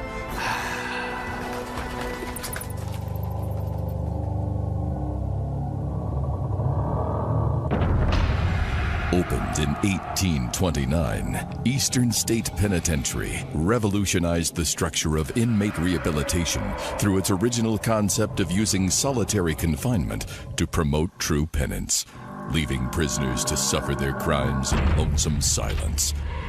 The result? 12 acres of haunted terrain in Center City, Philadelphia. Now a historic and incredibly popular site for tens of thousands who take tours and visit the haunted house each year, Eastern State's history of horror and darkened silence has certainly not been lost. And in October 2007, 3 of the Howard Stern Show's bravest characters and a basement-dwelling comedian attempted to traverse this unholy land. But before they do, let's check in with our guys to see how they're feeling about the daunting task that lies ahead. I'm expecting me or Beetlejuice to shit ourselves. One of us is going to shit ourselves at the end of the night for sure. And I'm hoping it's him. I don't know, I figured I'd see some scary jail cells. I don't know, maybe see some witches or something. I don't know, maybe see some old jail, some ghosts or something. My place is more better. I like the place on it. I like it. I've been doing it. Everybody else been doing it, so it's all right. What's my fears? I don't like fucking ghosts. I don't fucking spooks scare me, and ghosts scare me and all that shit. Halloween fucking scares me. I don't like any of this shit. I just due to the fact that I'm an atheist and I don't believe in God. I don't believe in goblins. I don't believe in ghosts. I'm really scared of ghosts and stuff because one time when I was a little kid, this ghost was grabbing my crotch. Ghosts are always sister. Hey, it's no problem. Nobody's scared of it. Hey, I've been doing it all the time. The only one that I could plausibly foresee being scared in at least would be the great Beetlejuice. I think Bob will. How come? Because he's scared. He's a scaredy cat? He's scared of cat. That's what his wife told me, he's scared. Huh? What? I don't know. I love it. I love the way it is, and I do.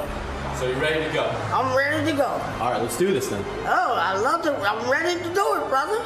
So, with their expectations laid out and their fears addressed, the not-so-fantastic foursome began to make their way to the front gate. Morning, guys. Come on in. Come on in, you first. Go ahead, B. I'm not first, you first. All right, guys, well, welcome to Eastern State Penitentiary. My name is Fran. I'm the site manager here. I'm going to show you guys around for a little bit tonight in the dark. Hope you're not too scared of any accidents or anything. B, you all right? I'm not scared. You're the one scared. I'm not scared. Yes, you are. Look at you shaking. You're looking a little scared. He's scared, not me.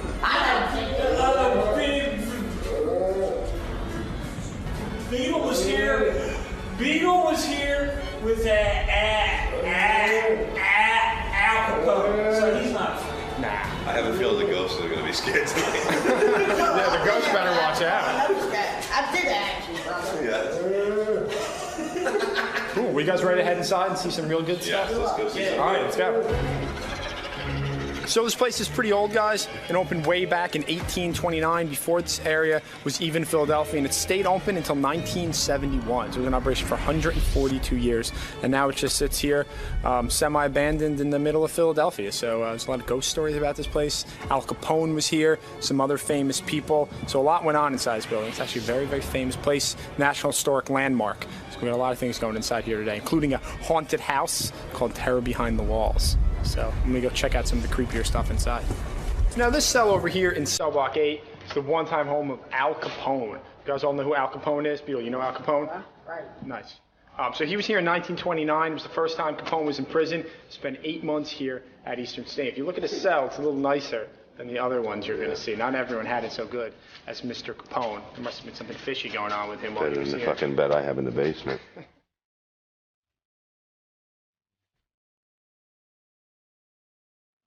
So now we're in the center of the entire prison. From here you can understand how the radial plan works. It's a very famous prison design that originated here at Eastern State. I need a volunteer, Beetle.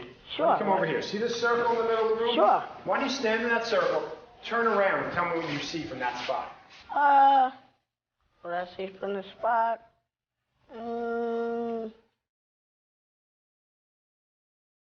What's over there? I can't see. I can't tell. It's true, you can't see anything from this spot. No, that's not true. You can see everything from this spot. All the cell blocks come off of this spot. So a guard would stand where you are, and all you had to do is turn around, you could see everything that was happening inside of the building. Right. The first place to use a design like this, caught on all over the world, and prisons built today are still built on this design. Real pretty good. Yeah, not bad. Not bad. Well, one thing's for sure, this group seems primed to learn. And after starting to get the lay of this torturous land, they soon found out that one of them had already done some hard time at Eastern State. So far, it's all right. You know what? Beetle wasn't lying. Remember he said he was in here? Look at this. There he is right there. Beetle, is that you? Yeah, I wasn't lying to you. Because you said you were in here. Yeah, I wasn't lying to you. Do I look like I'm lying to you now? You No. were here for killing the guy? Oh, yeah, definitely. What'd you do to him? Or you don't want to know. How'd you kill him? You don't want to know. Hey, I ain't gonna tell you. So nobody can do anything here. I wouldn't tell you. I ain't gonna tell you. You gotta learn it for yourself. You cut his throat? Probably. What the fuck was that? Wait a minute. I heard something. Did you hear? Am I fucking nuts? Like a rustling? I heard something back that way. No, I'm telling you, I heard something. There's a guy, the guy Jess. No, that was that way. That way? How can you hear something that way? Because I listened. Yeah, okay. I'm telling. I heard something. Okay. You think it is? I don't know. But you're not scared. I'm not scared. You the one scared. I'd never be scared. Visibly shaken early on, perhaps this motley crew isn't as tough as we had originally thought. With much more haunted terrain ahead, only time will tell if they can handle the ghastly confines of this prison tour. Well, apparently we've picked quite the all-star crew of intellectuals to tour a historical landmark. But enough of that for now. Let's join two sexually questionable morons on Halloween night in New York City. Blah, blah, blah.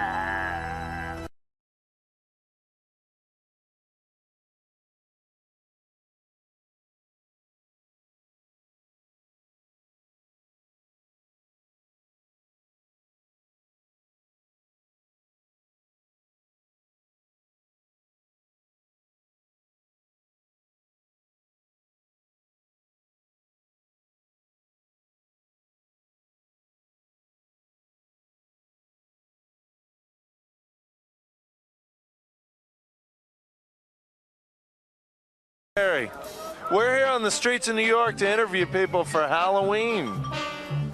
Halloween is different in New York. It's not like it is in the average American town.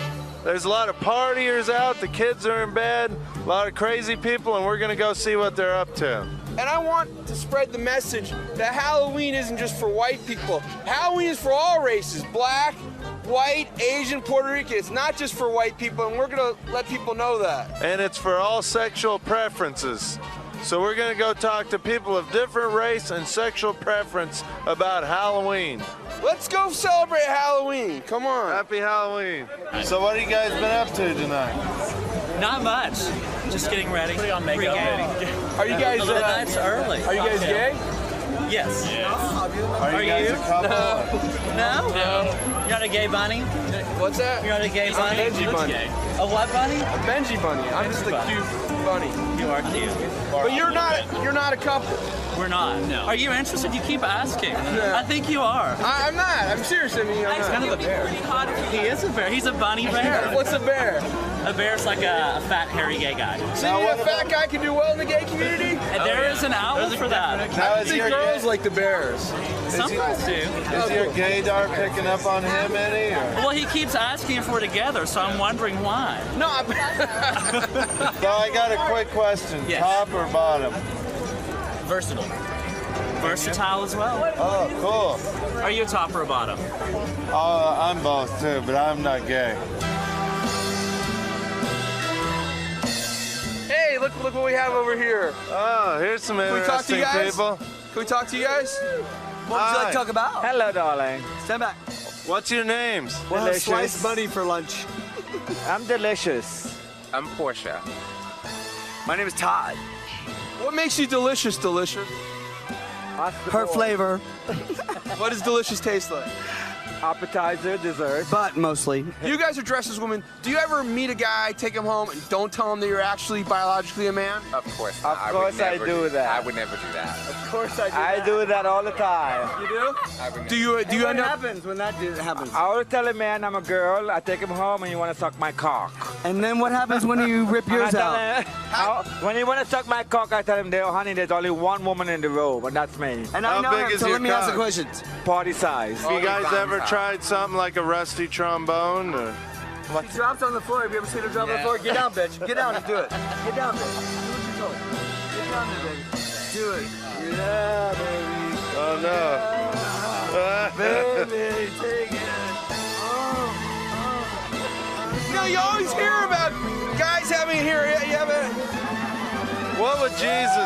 What would Jesus say about that?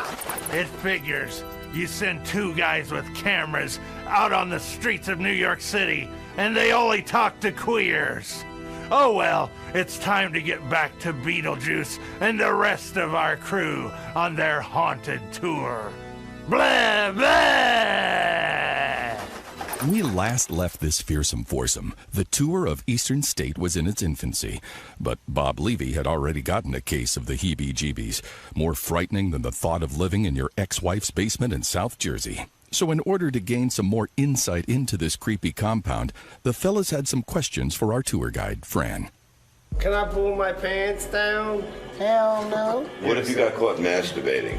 That's an interesting question. There was actually a whole thing about that. They called it the solitary vice.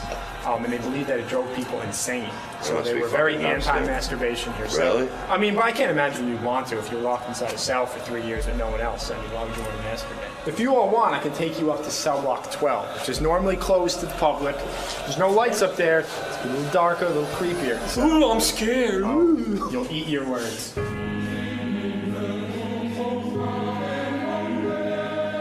This is said to be the most haunted cell block in the prison. It's not as old as some of the other cell blocks. They opened in 1911, but apparently some of the most dangerous guys in Eastern State were kept here, so maybe they left a little something behind for us. Now, I don't really believe in ghosts. You know, I work here all the time. There's not too many things here about this place that really creep me out. However, I did have one really scary experience in this place one time. I was downstairs on one of the lower levels one day, and I walked up here, and I looked down this cell block, see all these doors here, and every single one of them was open. I walked down the steps, came back just a couple minutes later, knowing that no one had been up here, because I was at the bottom of the steps, came back up, and every door was closed just a couple minutes later. I didn't hear a noise, no one came through, and there's 40 doors in the cell block, and they're rusty and they're not easy to move, and no one would have been able to do that in this short period of time. It bugged me out. It's really the only time I ever kind of got creeped out inside of this place, so. If you guys want to go check out some of the cells, you're welcome to go sit in any of them. Not me. Why not? Are you scared? Come on, You've been here. You go. No, I'm going to go. I'll go after you. You're the leader. I'm not the leader. You're the leader. You're the boss. I'm not the boss. No, you got to go first. I'm not going. No, you got to.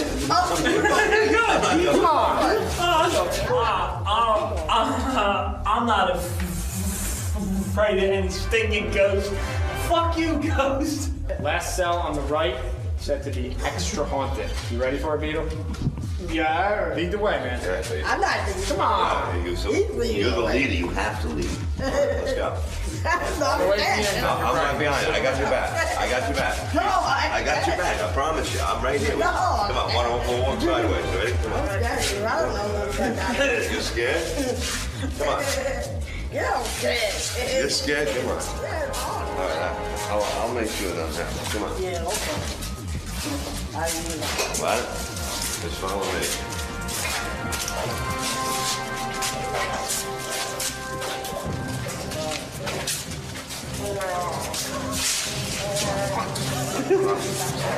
You're the bravest guy here. I'll be right behind you. Let's go. Come on, me and you. Let's go, brother. Come on. Want your name for inside. Yeah, come on. I'm Me and scared. you. I got your back.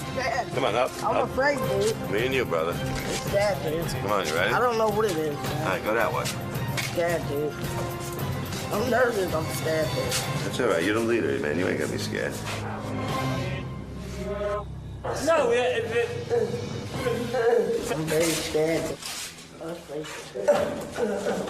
You probably knew that. It's TV, man. While Kenneth Keith is able to see humor in this historic land of tortured souls, it appears as though our main man, Beat, is losing bravery by the minute. What a bunch of pussies. What's the matter, boys? You can't handle a little darkness? I've handled Snatch darker than that. Speaking of vagina, let's go back to our little fairy and bunny rabbit and see if they finally found some. Now, Jessica, you are what I think girls should do on Halloween. Dress sexy, a little in a cat outfit. You show some skin. I think this is the ultimate Halloween outfit. I think so. Now, do you feel less inhibited on Halloween, that you can be really sexual and free and have sex and intercourse and things like that? Probably not, because I do it every Saturday, Friday, Sunday, Monday, Tuesday, Wednesday, Thursday, Friday, you know, every day of the week. It's nothing new. This is great. What's your name, man? Louis. Louis, we found someone in Chinatown that's going to celebrate Halloween with us. Happy, happy Halloween! Happy, happy Halloween! Happy, happy Halloween! So, Louis, tell us about your costume. I don't wear any. What are you up to now on Halloween evening? Home. Like, which way's home? Trick or treating? No. I'm on Mulberry Street. Can we come with you? Not really. I don't think so. Wow! If I was that confused Asian man, I would have ripped their cocks off. Now, let's go back to the haunted prison and see if anybody's finally grown a pair of balls. Bleh. Now, it's almost midnight. It's a full moon tonight. You guys know it was a full moon tonight? It's pretty creepy. It's big, up there in the sky. I'm gonna leave you guys now, alone, in one of our scariest cells, if you think you can handle it. I mean, if you're not tough enough, then I guess we don't have to, but you already said you want to, so you're in. You guys all in? I'm not me. Yeah. You're not gonna shit your pants again? No. Wait, can I do this over here? Look.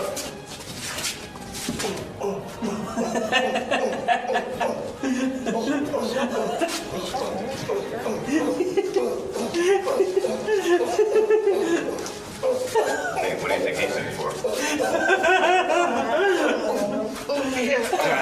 The ghosts don't like this kind of stuff. They're gonna get him back. Yeah, be standing in front of him. With the challenge issued, it was time for the guys to meet Eastern State's demons head-on. However, there was a certain red-headed redneck lurking in the prison's shadows. All right, Richard Christie here. I'm in a dark room in the bowels of Eastern State Penitentiary. I'm waiting for Beetle and Bob Levy, John the Stutterer, and Kenneth Keith to go into one of the cells, one of the abandoned cells, and I'm in a secret room behind that cell. I'm gonna start making noise, and hopefully it's gonna scare the shit out of them. Yo, stop doing that, dude. What's that sound? You hear that sound? What's that sound? That's him doing that. Pete, what the fuck is that? What's that sound? What's that, Pete? Stop staring at me. But what is it? Stop scaring me, dude.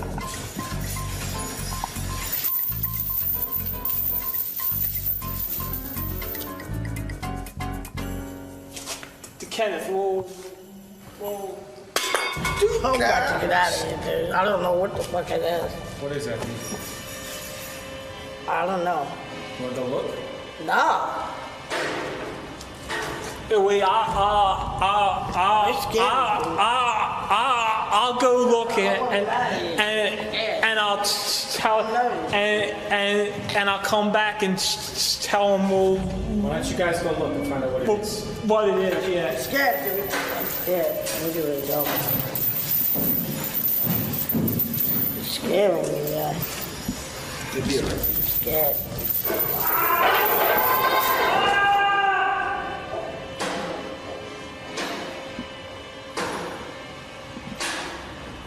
Scary, dude.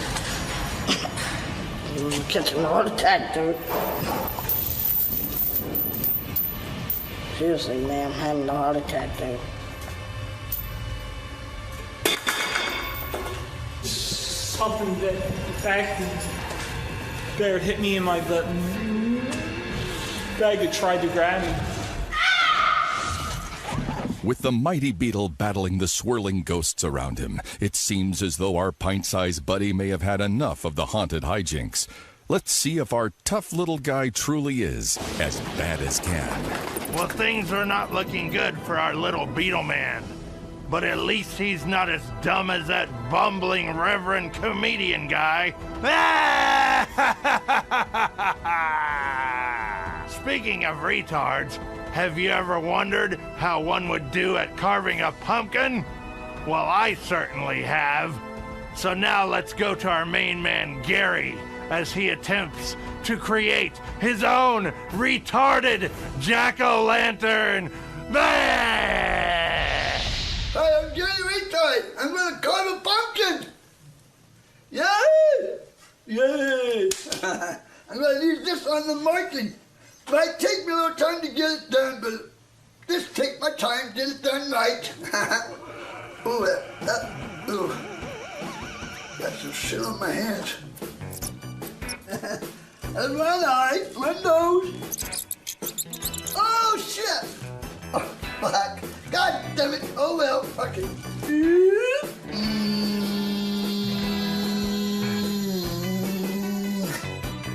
Okay, time to carve this son of a bitch. You ready? Carve it up.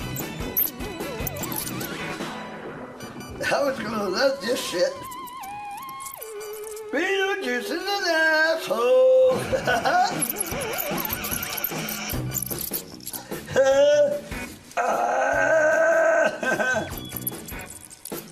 Poor pumpkin. Oh shit, the back end. Bye, asshole. This is gonna be the fun part. Come on, you wanna get smart with me, asshole? Come on.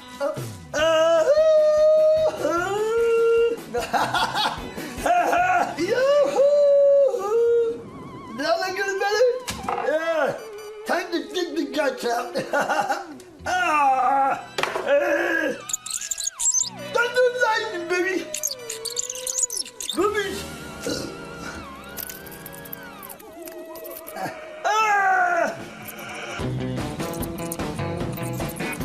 Eyeballs. Hey, Howard. How'd that look, you fucking retard? Hey, I'm gonna put the top on it and light it outside. Walk out with it. Maybe get it on there. Now we're gonna walk outside with it. Yep. Happy Halloween, everybody! Yay! When we last left Beetle and the gang, he was so scared he almost shit his pants in fear. But he does that all the time anyway. You get the point. So let's rejoin our little man and see how this adventure turns out. Blah! Scaring me, man. He really is scaring me, dude. Did you hear that noise back there? I heard something. I thought that was you. No, the Kenneth and I went back to check the noise and something grabbed my leg. The Kenneth is gone. He went with me. We gotta get out of here soon, man. And he hasn't come back. Right, Pete? What? You alright, buddy? What? You alright? No, I'm not alright, dude. No, you wanna sit down? No, I'm catching a heart attack, bro. No, you're not. How do you know? You don't know that. Come on, let's go have a cigarette. You take a deep breath. Yeah. Just relax. Come on. We're fine. Let's go. This is Kenneth. That's just Kenneth. Come on, man. Stop fucking around like that, dude. I'm serious, man. I'm really scared now. Stop. You want to go have a quick cigarette? Huh? You're scaring me, dude. Seriously. All right, Pete, you want to come and have a cigarette? You want to take a break? Huh? Yeah. Let's go have a cigarette. Come on. Come on. Let's go out in the front. What? Well, come on, just relax. You okay? What are you scared? He's only fucking around with the thing. Come on. We were in that haunted cell, and we got a little freaked out in there, and Beetle's like, he needs to relax, because I had to go out and check out my car. I left my lights on, and what happened? I don't know. What happened? Could have had a heart attack in there, dude. He doesn't like it. It was scary in there? Yeah, it looked a little scary, yeah. Beetle, I'm not staying in no room. No, Beetle, do you think all four of us can stay in that room until midnight? That's you. That's you and him, not me. Oh, you're not gonna do it? No. You had enough of this? Yeah, I'm definitely have out. What, that fucking, what scared you the most? Was it that cell? That last cell? That last cell, yeah, it scares me, yeah. You don't want to go near that cell again, huh? Nah. I'm really nervous right now, man. Yeah? You see them, don't you? Oh, yeah. What'd you see? I said one guy breathing on me, too. Really? I'm not kidding. It's scary in there, huh? Yeah, it is scary. It's a lot scarier than you thought it would be, right? Yeah, it is scary, dude. I'm really nervous, man. Well, the mighty beat may have fallen short in the bravery department, but with its dark halls, mysterious noises, and haunted backdrop, Eastern State Penitentiary is by no means a walk in the park. Let's find out what our guys thought of their nocturnal adventure. I'm real glad you guys came down here to Eastern State Penitentiary tonight. I think we had some fun, got a little creepy, a little intense at times or whatever. So what'd you guys think? Good time? Yeah. It was good. I mean, It was a good time, but it was a little fucking creepy. because look, there was a ghost that was grabbing his shirt and tried to stab I heard him. it. Oh, yeah. He had an axe, right? He was trying to get you. Look at the shirt. Look at the shirt, how it's tugged here. The guy See that that? talking, That's he was messed up. grabbing it. You got lucky. Consider yourself lucky, Beetle. You got out, yeah. buddy. That's how I had to ran out of there. So you gonna enjoy sleeping here tonight? Hell no. Oh, you're not gonna? Hell no. We got your room already, though. You said you were Nah, going to stay. I'm not staying there. You crazy? Why? Is you out of your mind? It's a successful evening. Motherfucker. You motherfucker. Oh, you made me shit. Oh, you cocksucker. You scared them? You ain't scared me. I didn't scare you. Ah! Yeah, right. Ah! Ah! So you think you had a real experience with a ghost tonight? Oh yeah, it was real. What specifically were these ghosts trying to do to you? Oh, they tried to kill me. How so? What were some One of of them the... was grabbing my shirt, trying to grab me. Nobody wants to see me press the trigger. Nobody can, dude. You see, all's well that ends well. Except for that comedian guy who has to go back to his ex-wife's basement. Well, I hope you've enjoyed the Howard TV Halloween special. Good night, Stern fans.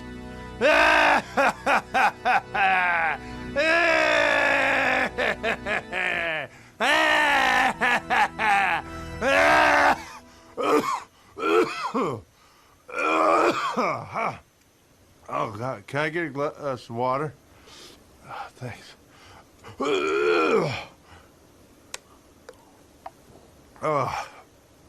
Oh, thank God. How's your heart, Beetle?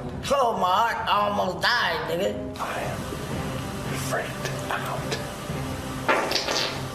I'm so freaked out, I think I just shit myself.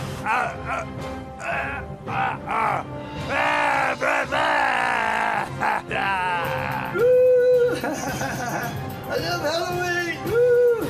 This is the scariest camera angle because you can see all of my nose hairs. Hello, Howard Stern. I want to suck your cock. Blah, blah, blah, blah, blah. I could have been up a ghost man and the motherfucker almost tried to kill my shirt. He almost stabbed me. I thought you could beat up a ghost, though. Yeah, okay. Why don't you beat him up? That tiny, cute little cock. Blah. My nose hairs are so scary because I haven't clipped my nose hairs in months. All around the head. And then the testicles.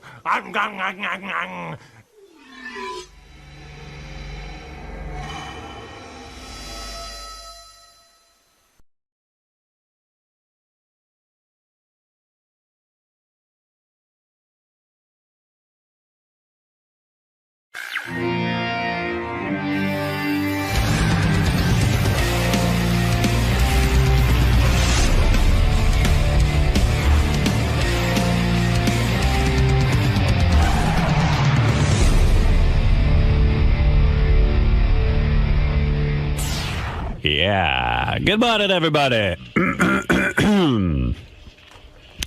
Have to clear my throat. Baba Booey was in some weird clearing throat thing today when he was explaining to me what was on our agenda.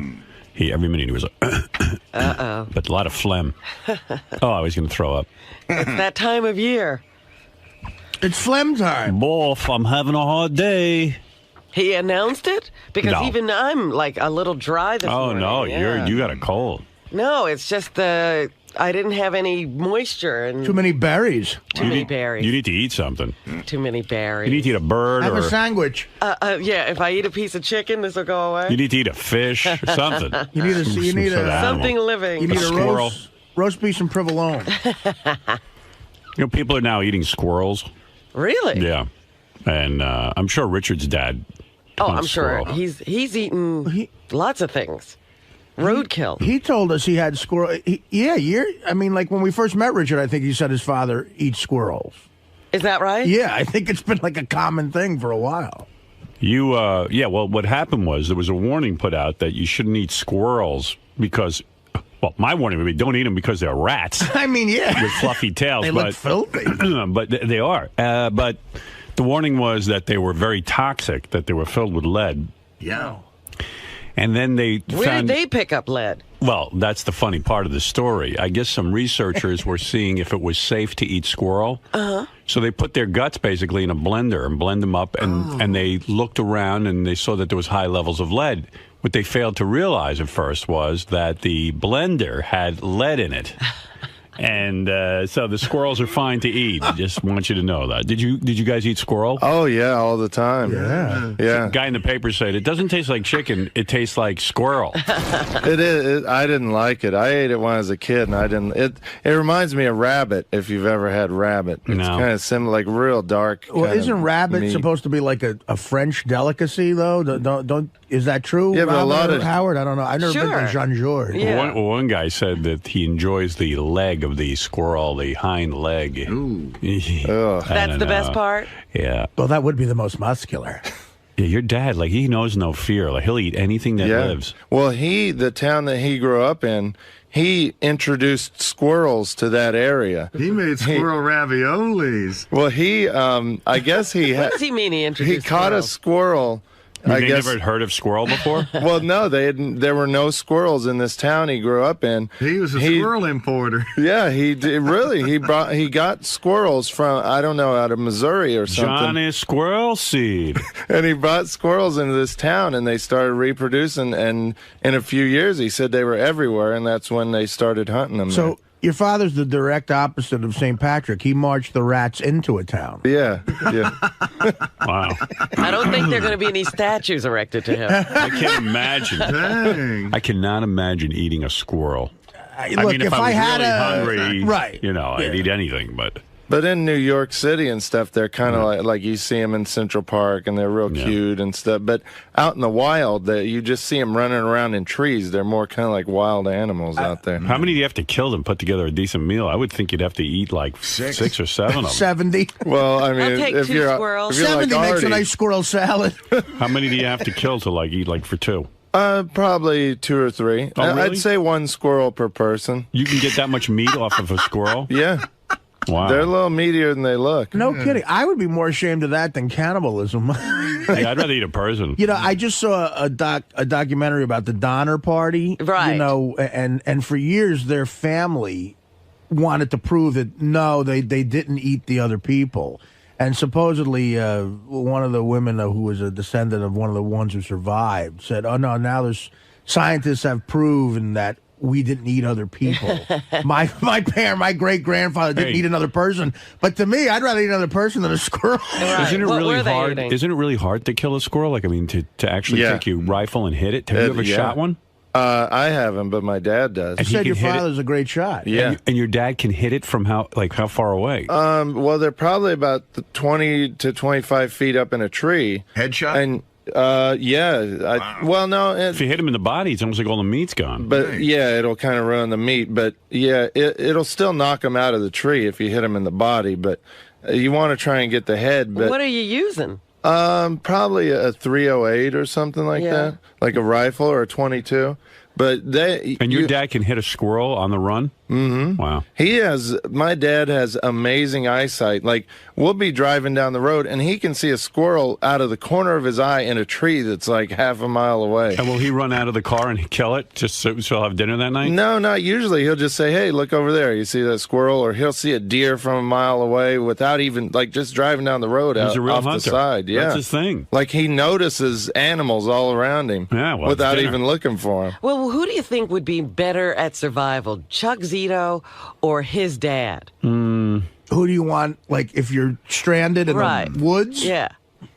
Yeah, I think you want Richard's dad, but in an urban setting, you want Chuck Zito. I think They're Chuck... different kinds of Yeah, animals. because Chuck will organize people and get them doing everything for him. I think Chuck will have better stories, too. I'm Richard's father. He's got some great stories, I bet, He's right? got some wild ones. Richard, grab the wheel. I'm going to get us dinner.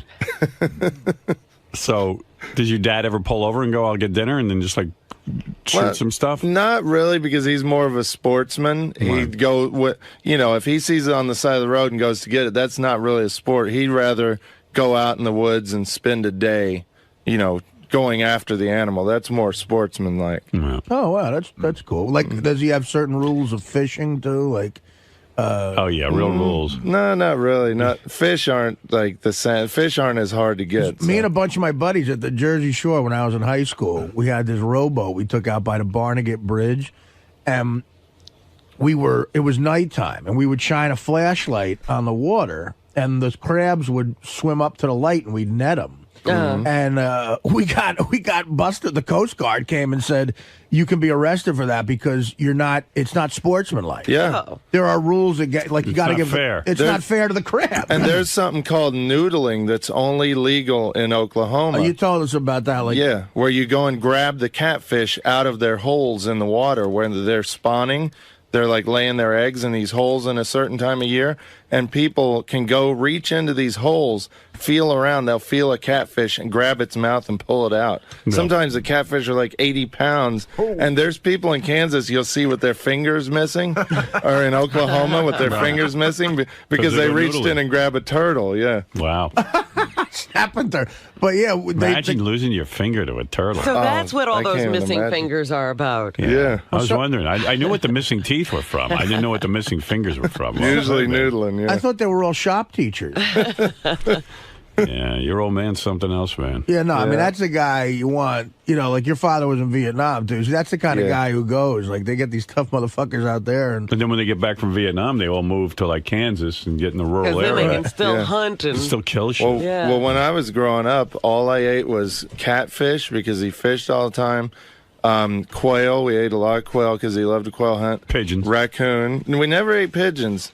They were too much. I mean, pigeons, I think, carry a lot of disease. So we never ate pigeons, but just all wild game. That's what we lived on when I was a kid. Raccoons is the one that I cannot believe.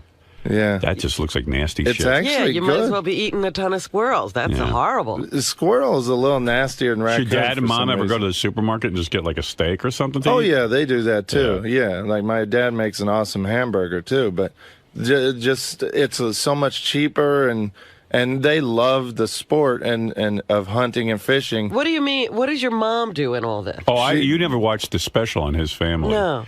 She's got a huge part in this. I mean, the dad goes out and kills it. He takes it back to this house of horrors, the barn, and then that's where he skins them. And then you can watch that whole... There's a special on Howard TV. I don't know if it's still up there because we rotate shows a lot. But there was one with Richard's parents. And then the dad skins him. And once he skins him, then it's over to Mom. Mom prepares the whole thing, cooks the whole thing. I mean, she spends all day on it because, you got to get that squirrel and raccoon taste out of that meat.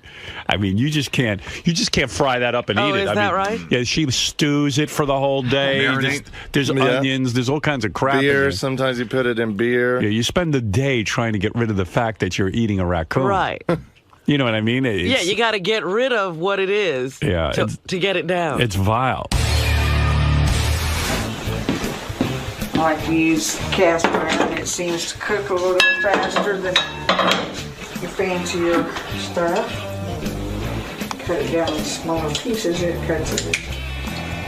cooks even faster. Okay, I'm going to cut up about half a cup of onion, stick in there, and some garlic powder, a couple of bay leaves. There we go.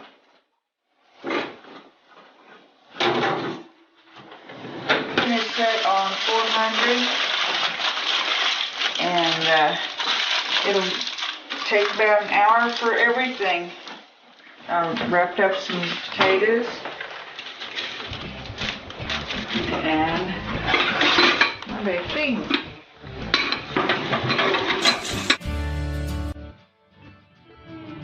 We're going to shred this. That way incorporate all the barbecue sauce into it, and it looks more like barbecue beef. And I have fooled a lot of people by telling them, by not telling them it was pink.